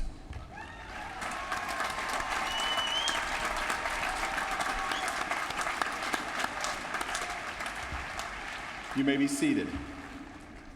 Those graduates who have earned scholastic averages between 3.8 and 3.89 are wearing the silver medallion and graduating magna cum laude.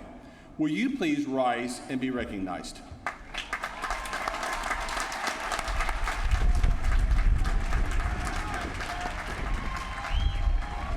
You may be seated.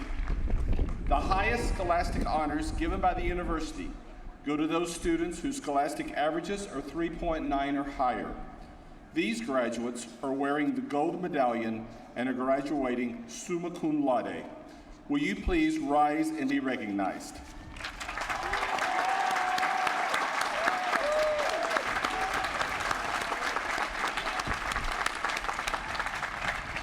You may be seated. Congratulations to all of you who are graduating cum laude, magna cum laude, and summa cum laude for your superior academic achievements.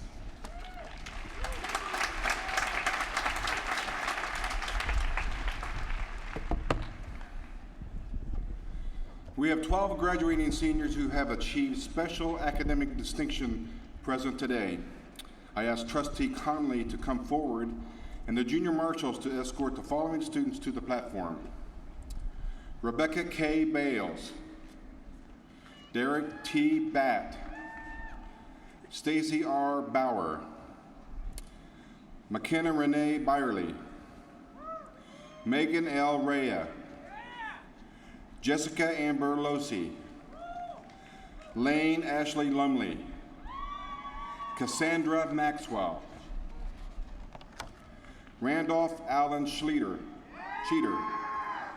Kaylin Rochelle Stinsrud, Joshua David Sullivan, and Susanna Grace Thurber.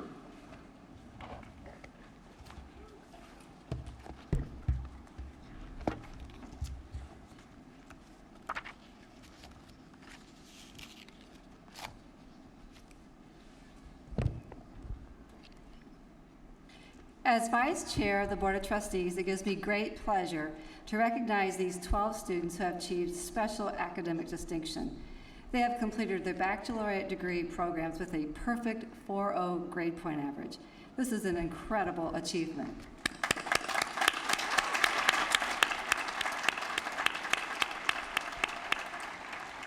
So as I call your name, please come forward to receive your citation recognizing your achievement. Rebecca K. Bales. Rebecca, or Becca as she prefers, is from Louisville, Indiana, and is graduating with a Bachelor of Science in Accounting. She dedicated her time outside the classroom to serving as chair of the Miller College of Business Honors Program, president of Beta Gamma Sigma, and student leader of the Revolution, her on-campus church. She will continue her studies in the fall here at Ball State, where she will begin working on her master's in accounting, then starts to plan working full-time in the tax department of W. O'Connor Zelski, a CPA firm in Carmel, Indiana.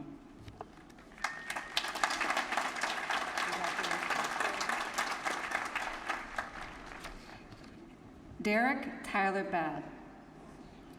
Derek is from Muncie and is graduating with a Bachelor of Social Work. He graduated from Muncie Central with a GPA far from his current 4.0, and waited to begin working his bachelor's degree until he was 25. He would now like everyone to know that anything is possible if you believe it to be. He now has a job lined up working as a supportive caregiver for individuals dealing with substance abuse issues, and hopes to return to school at Ball State to pursue a master's degree in social work.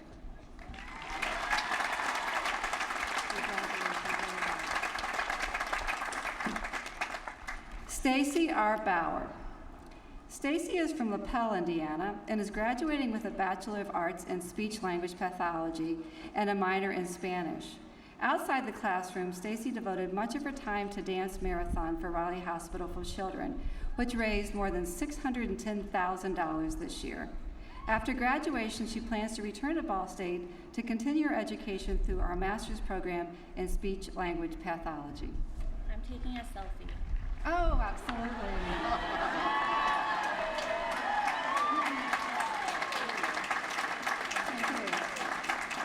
My first selfie up here, that's great.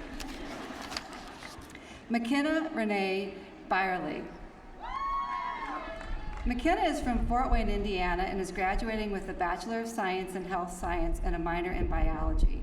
McKenna is the first person in her family to earn a bachelor's degree and is not stopping there. She will be starting the Physician Assisting Program at the University of St. Francis in Fort Wayne next week. She chose this career path because of her desire to help others achieve a healthy lifestyle and improve their quality of life.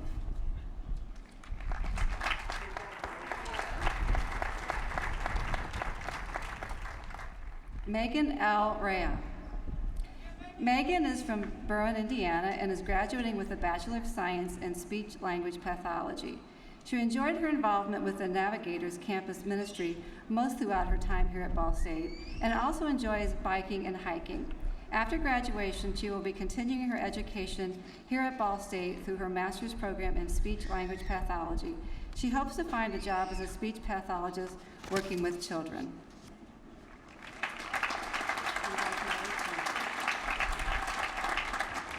Jessica Amberlosi. Jessica is from Chesterton, Indiana, and is graduating with a Bachelor's of Arts in Computer Science with a minor in Digital Forensics. She was involved in the Indiana Zeta chapter of Phi Beta Psi for the past 4 years and worked with our Digital Corps team for the last 3 years, becoming the first female development master. She will be moving to Salt Lake City to attend graduate school at the University of Utah this fall, pursuing a master's in computing with a specialization in graphics and visualization.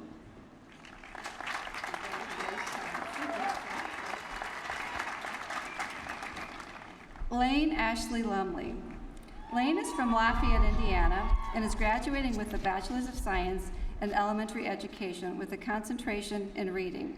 She served as president of the Indiana Student Education Association and was involved with Kappa Delta Phi Education Honor Society.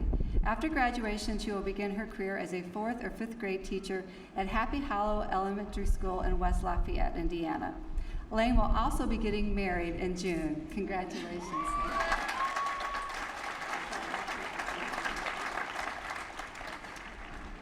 Cassandra Maxwell, or Cassie as she prefers, is from Goshen, Indiana, and is graduating with a Bachelor's of Science in Nutrition and Dietetics.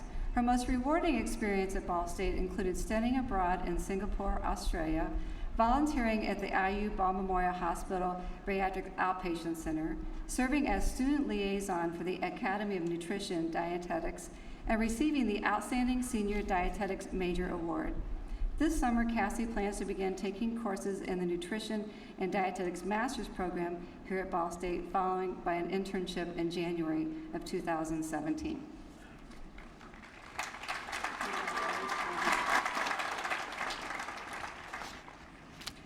Randolph Allen Sheeter. Randolph, or Randy as he prefers, is from Westfield, Indiana, and is graduating with a Bachelor of Science in Construction Management. Recipient of the prestigious Dr. Henry A. Lodes Scholarship, Randy will begin working for Gaylor Electric in Indianapolis after graduation.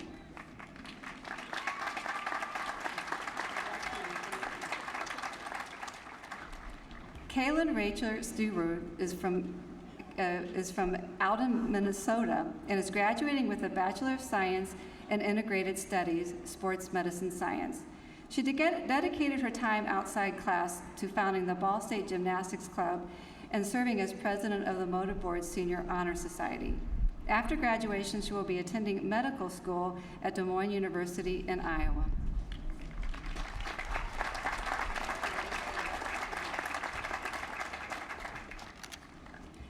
Joshua David Sullivan. Joshua is from Portage, Indiana, and is graduating with a Bachelor's of Science in Biology and a minor in Anthropology. Joshua spends much of his time outside the classroom volunteering at Wolf Creek Habitat and Rescue, but can also be found on campus performing his curious talents, such as juggling, fire eating, and escaping from straitjacket.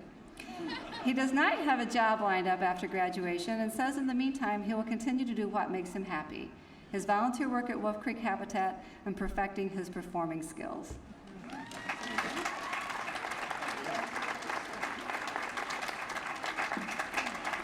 Susanna Grace Thurber. Susanna is from Indianapolis and is graduating with a Bachelor's of Science in Exercise Science. For the last 3 years, Susanna has enhanced her education by participating in the Exercise Science Club. She is unsure of her plans beyond graduation, but she recently completed a full-time internship at Public Safety Medical, where she completed health and fitness testing on public safety personnel.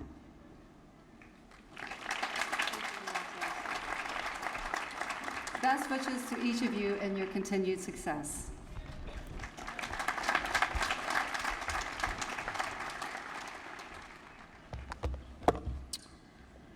Thank you, Trustee Connolly.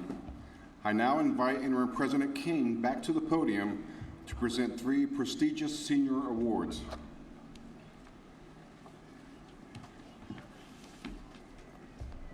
Thank you, Dr. Morris.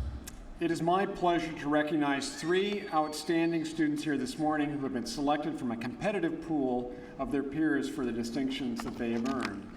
I would like to invite Dr. Kay Bales, Vice President for Student Affairs and Enrollment Services and Dean of Students, to assist me with the presentation of these 3 awards. We will begin with Senior Distinguished Service Award for Outstanding Community Service. This award is given annually by the Vice President for Student Affairs to a senior who has displayed an exceptional commitment to community service as a volunteer during his or her undergraduate days. It gives me great pleasure to present the 2015-2016 Senior Distinguished Service Award for Outstanding Community Service to Mr. Brandon Pushkevich.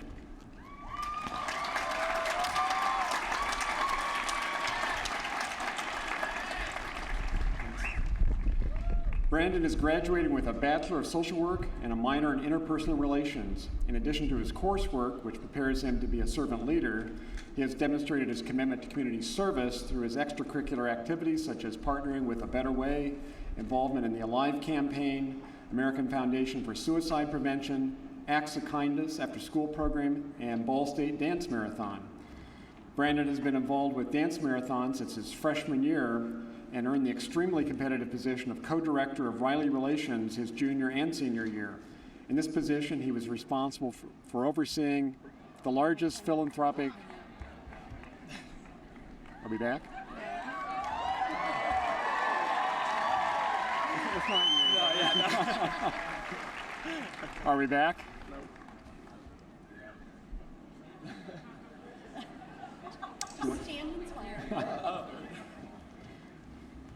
Since his freshman year, he's been in that area, and in this position, he is responsible for overseeing the largest philanthropic student organization on Ball State's campus and leading 58 Riley Relations committee members.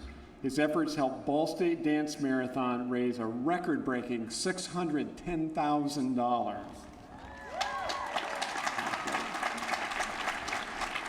Brandon views community service as a way of life, not as an obligation. He plans to attend IUPUI for graduate study of nonprofit management and continue his path of serving others. It is for this commitment and the inspirational leadership role you have taken on that we recognize you today.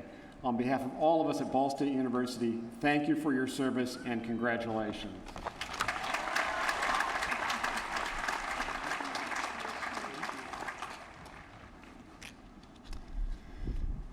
It is now my pleasure to present the Provost Prize, which annually honors a Ball State senior of high academic achievement and extracurricular activity. This award goes to Ms. Shay Alexi Stewart.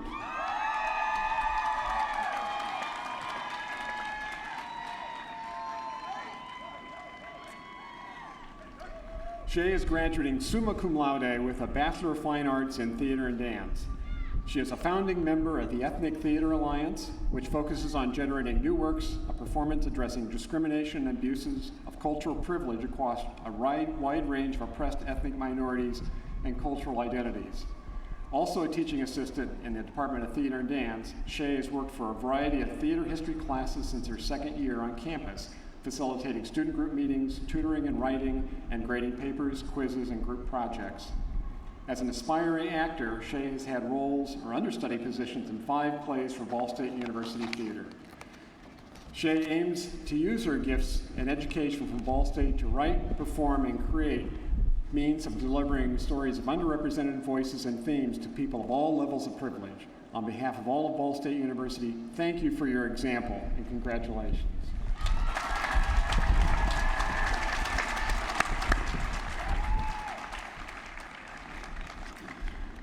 Finally, it's my pleasure to present the John R. Emmons Award for an Outstanding Senior.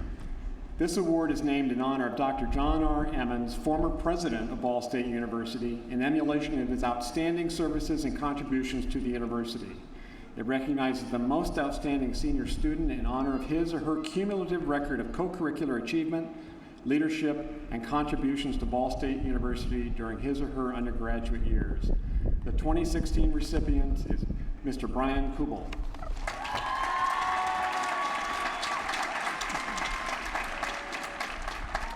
Brian has been involved in numerous levels of campus leadership since his freshman year, from assisting his peers in Honors College, as a student mentor and Doherty Hall desk attendant, to an ambassador for the university as an orientation and welcome week leader, vice president and president pro tem of student body his junior year, and finally to an office assistant in the Office of Student Affairs. Brian is also heavily involved with his fraternity, Lambda Chi Alpha, and brings much pride to their organization through his involvement on university committees and being recognized for his excellence with many awards. Following graduation, Brian is headed back to his home state, Wisconsin, to begin a career in marketing and sales for a software company. On behalf of Ball State University, thank you for your example and congratulations. Thank you.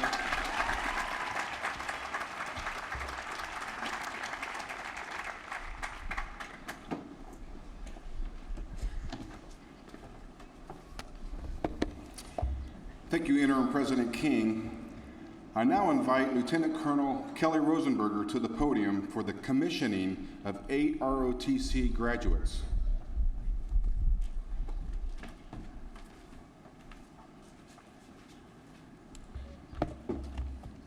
Thank you, Acting Provost Morris. Would Cadets Dawson C. Bowling, Chase M. Edwards, Bruce D. Goldberg, Jacob D. Hagan, Charles C. Jones, Amy M. King, Bryson Nesbitt, and Shelby Starkey please proceed to the stage and take your commissioning oath. Once these new lieutenants are commissioned, they will be enter the United States Army. Thanks.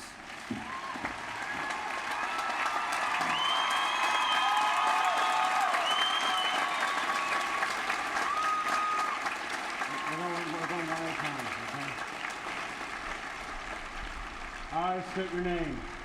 I, Dawson Bowling. I, Chase Edwards. I, Bruce Goldberg. I, Jacob Hagan. I, Charles Jones. I, Amy King. I, Bryson Nesbitt. I, Shelby Starkey. Having been appointed an officer in the United States Army. Having been appointed an officer in the United States Army. Do solemnly swear. Do solemnly swear. That I will support and defend. That I will support and defend. The Constitution of the United States. The Constitution of the United States. Against all enemies. Against all enemies. Foreign and domestic. Foreign and domestic. That I will bear true faith and allegiance to the same. That I will bear true faith and allegiance to the same. That I take this obligation freely. That I take this obligation freely. Without any manner of reservation. Without any mental reservation. Or purpose of evasion. Or purpose of evasion. I will well and faithfully discharge. I will well and faithfully discharge. The duties of the office. The duties of the office. Upon which I'm about to enter. Upon which I'm about to enter. So help me God. So help me God.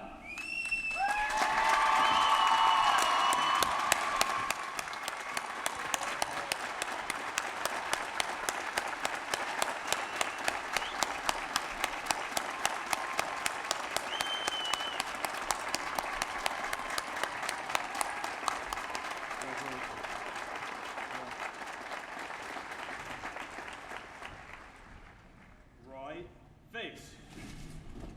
Forward, march.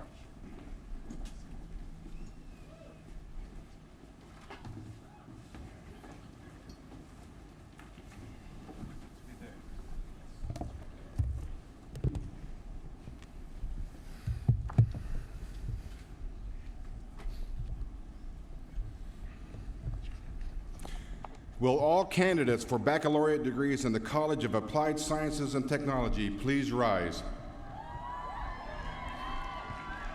Will all candidates for baccalaureate degrees in the College of Architecture and Planning please rise? Will all candidates for baccalaureate degrees or associate degrees in the Miller College of Business please rise? Will all candidates for baccalaureate degrees in the College of Communication, Information, and Media please rise? All candidates for the baccalaureate degrees in the College of Fine Arts please rise. Will all candidates for baccalaureate degrees or associate degrees in the College of Sciences and Humanities please rise? And will all candidates for baccalaureate degrees in Teachers College please rise? Interim President King, I am pleased to present to you those candidates who have completed all of the requirements for their respective baccalaureate or associate degrees.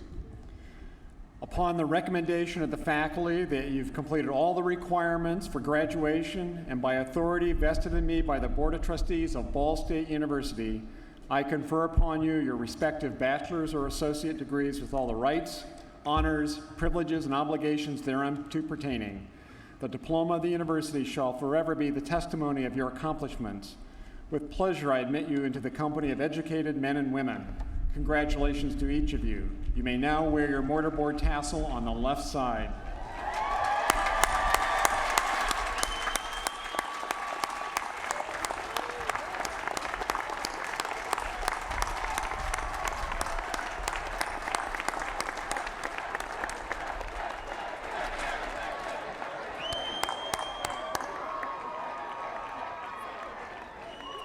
You may be seated.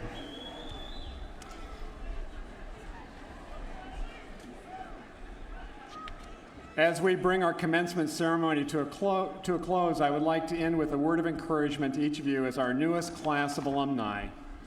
The vision for Ball State University calls for us to transform entrepreneurial learners into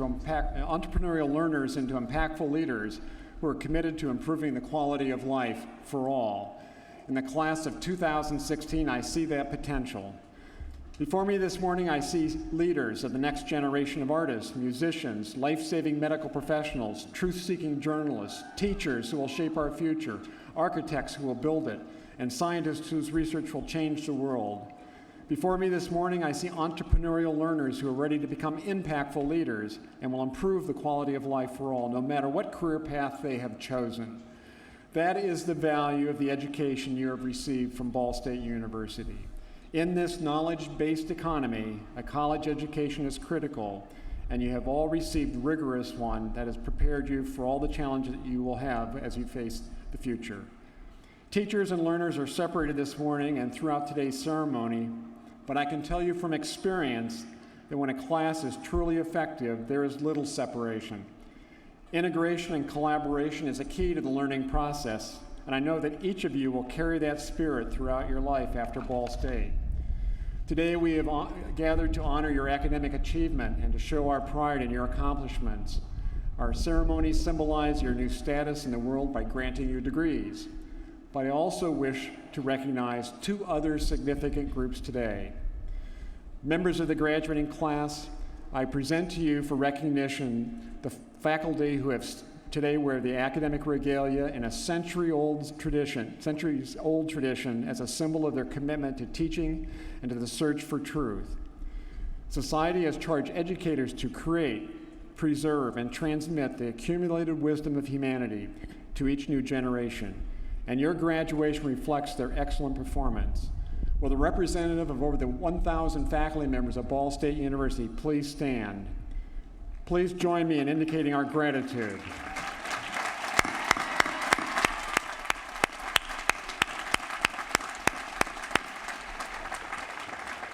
Thank you. You may be seated. There is another very special group of people whom we want to recognize and thank. Members of the graduating class, these individuals have provided you with counsel, friendship, support, and encouragement during your years of study here. Your graduation reflects their love and pride in you. Will the parents, spouses, relatives, friends, and sponsors of the graduates please stand and be recognized?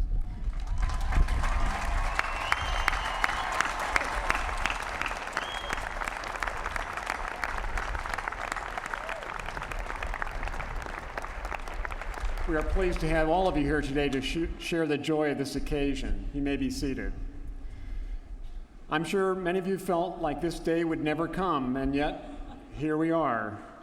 For most, the years that have passed since your enrollment went by far more quickly than you wanted them to, and I very much hope that they have been some of the best years of your life to date. Each of you here this morning is the ultimate measurement of the success of this university and the evidence that we deliver on our vision and promise. The entrepreneurial education you have earned has set you up for a lifetime of leadership and innovation, and we are proud to be the institution that you chose as your academic home. On behalf of the Ball State University Alumni Association, I welcome each of you into our alumni ranks, which now number more than 170,000. We hope to see you return for a visit, a class reunion, homecoming, an athletic event, an artistic performance, to continue your education, or to even bring a child of your own here to learn, just as you did. I offer each of you my congratulations on your outstanding accomplishments and my sincere best wishes for your future endeavors. Thank you all for what you've done for Ball State University, and remember that you will always be a member of the Cardinal Nation. Enjoy the rest of this special day with your family and friends. I bid you a fond and heartfelt farewell for now.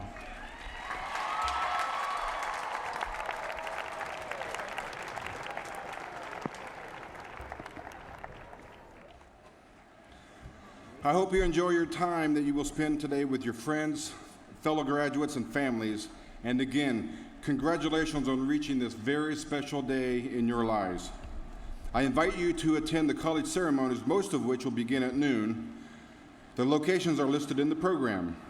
The College of Fine Arts will hold its ceremony at 2:30 in Emmons Auditorium, and the College of Applied Sciences and Technologies ceremony will be at 3 o'clock in Worthen Arena.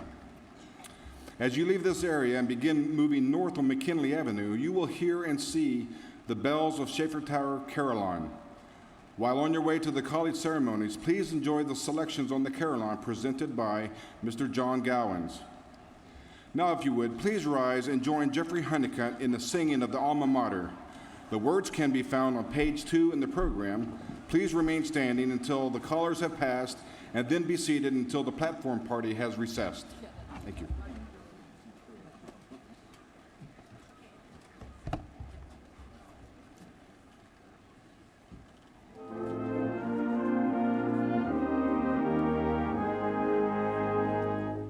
Dear Alma Mater, hear our vow of faith and trust in Thee.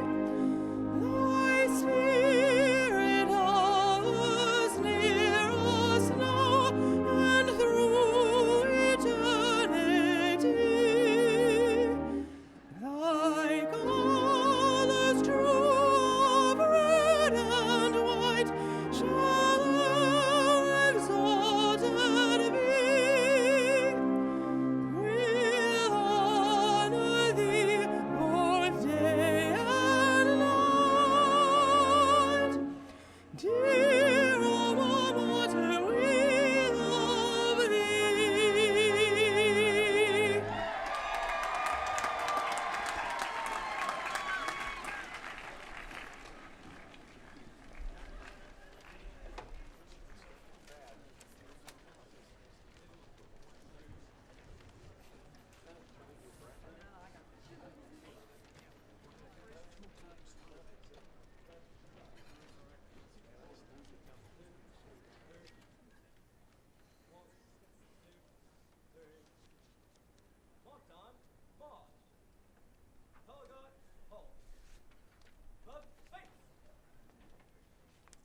Present all. Order all. Retrieve the colors.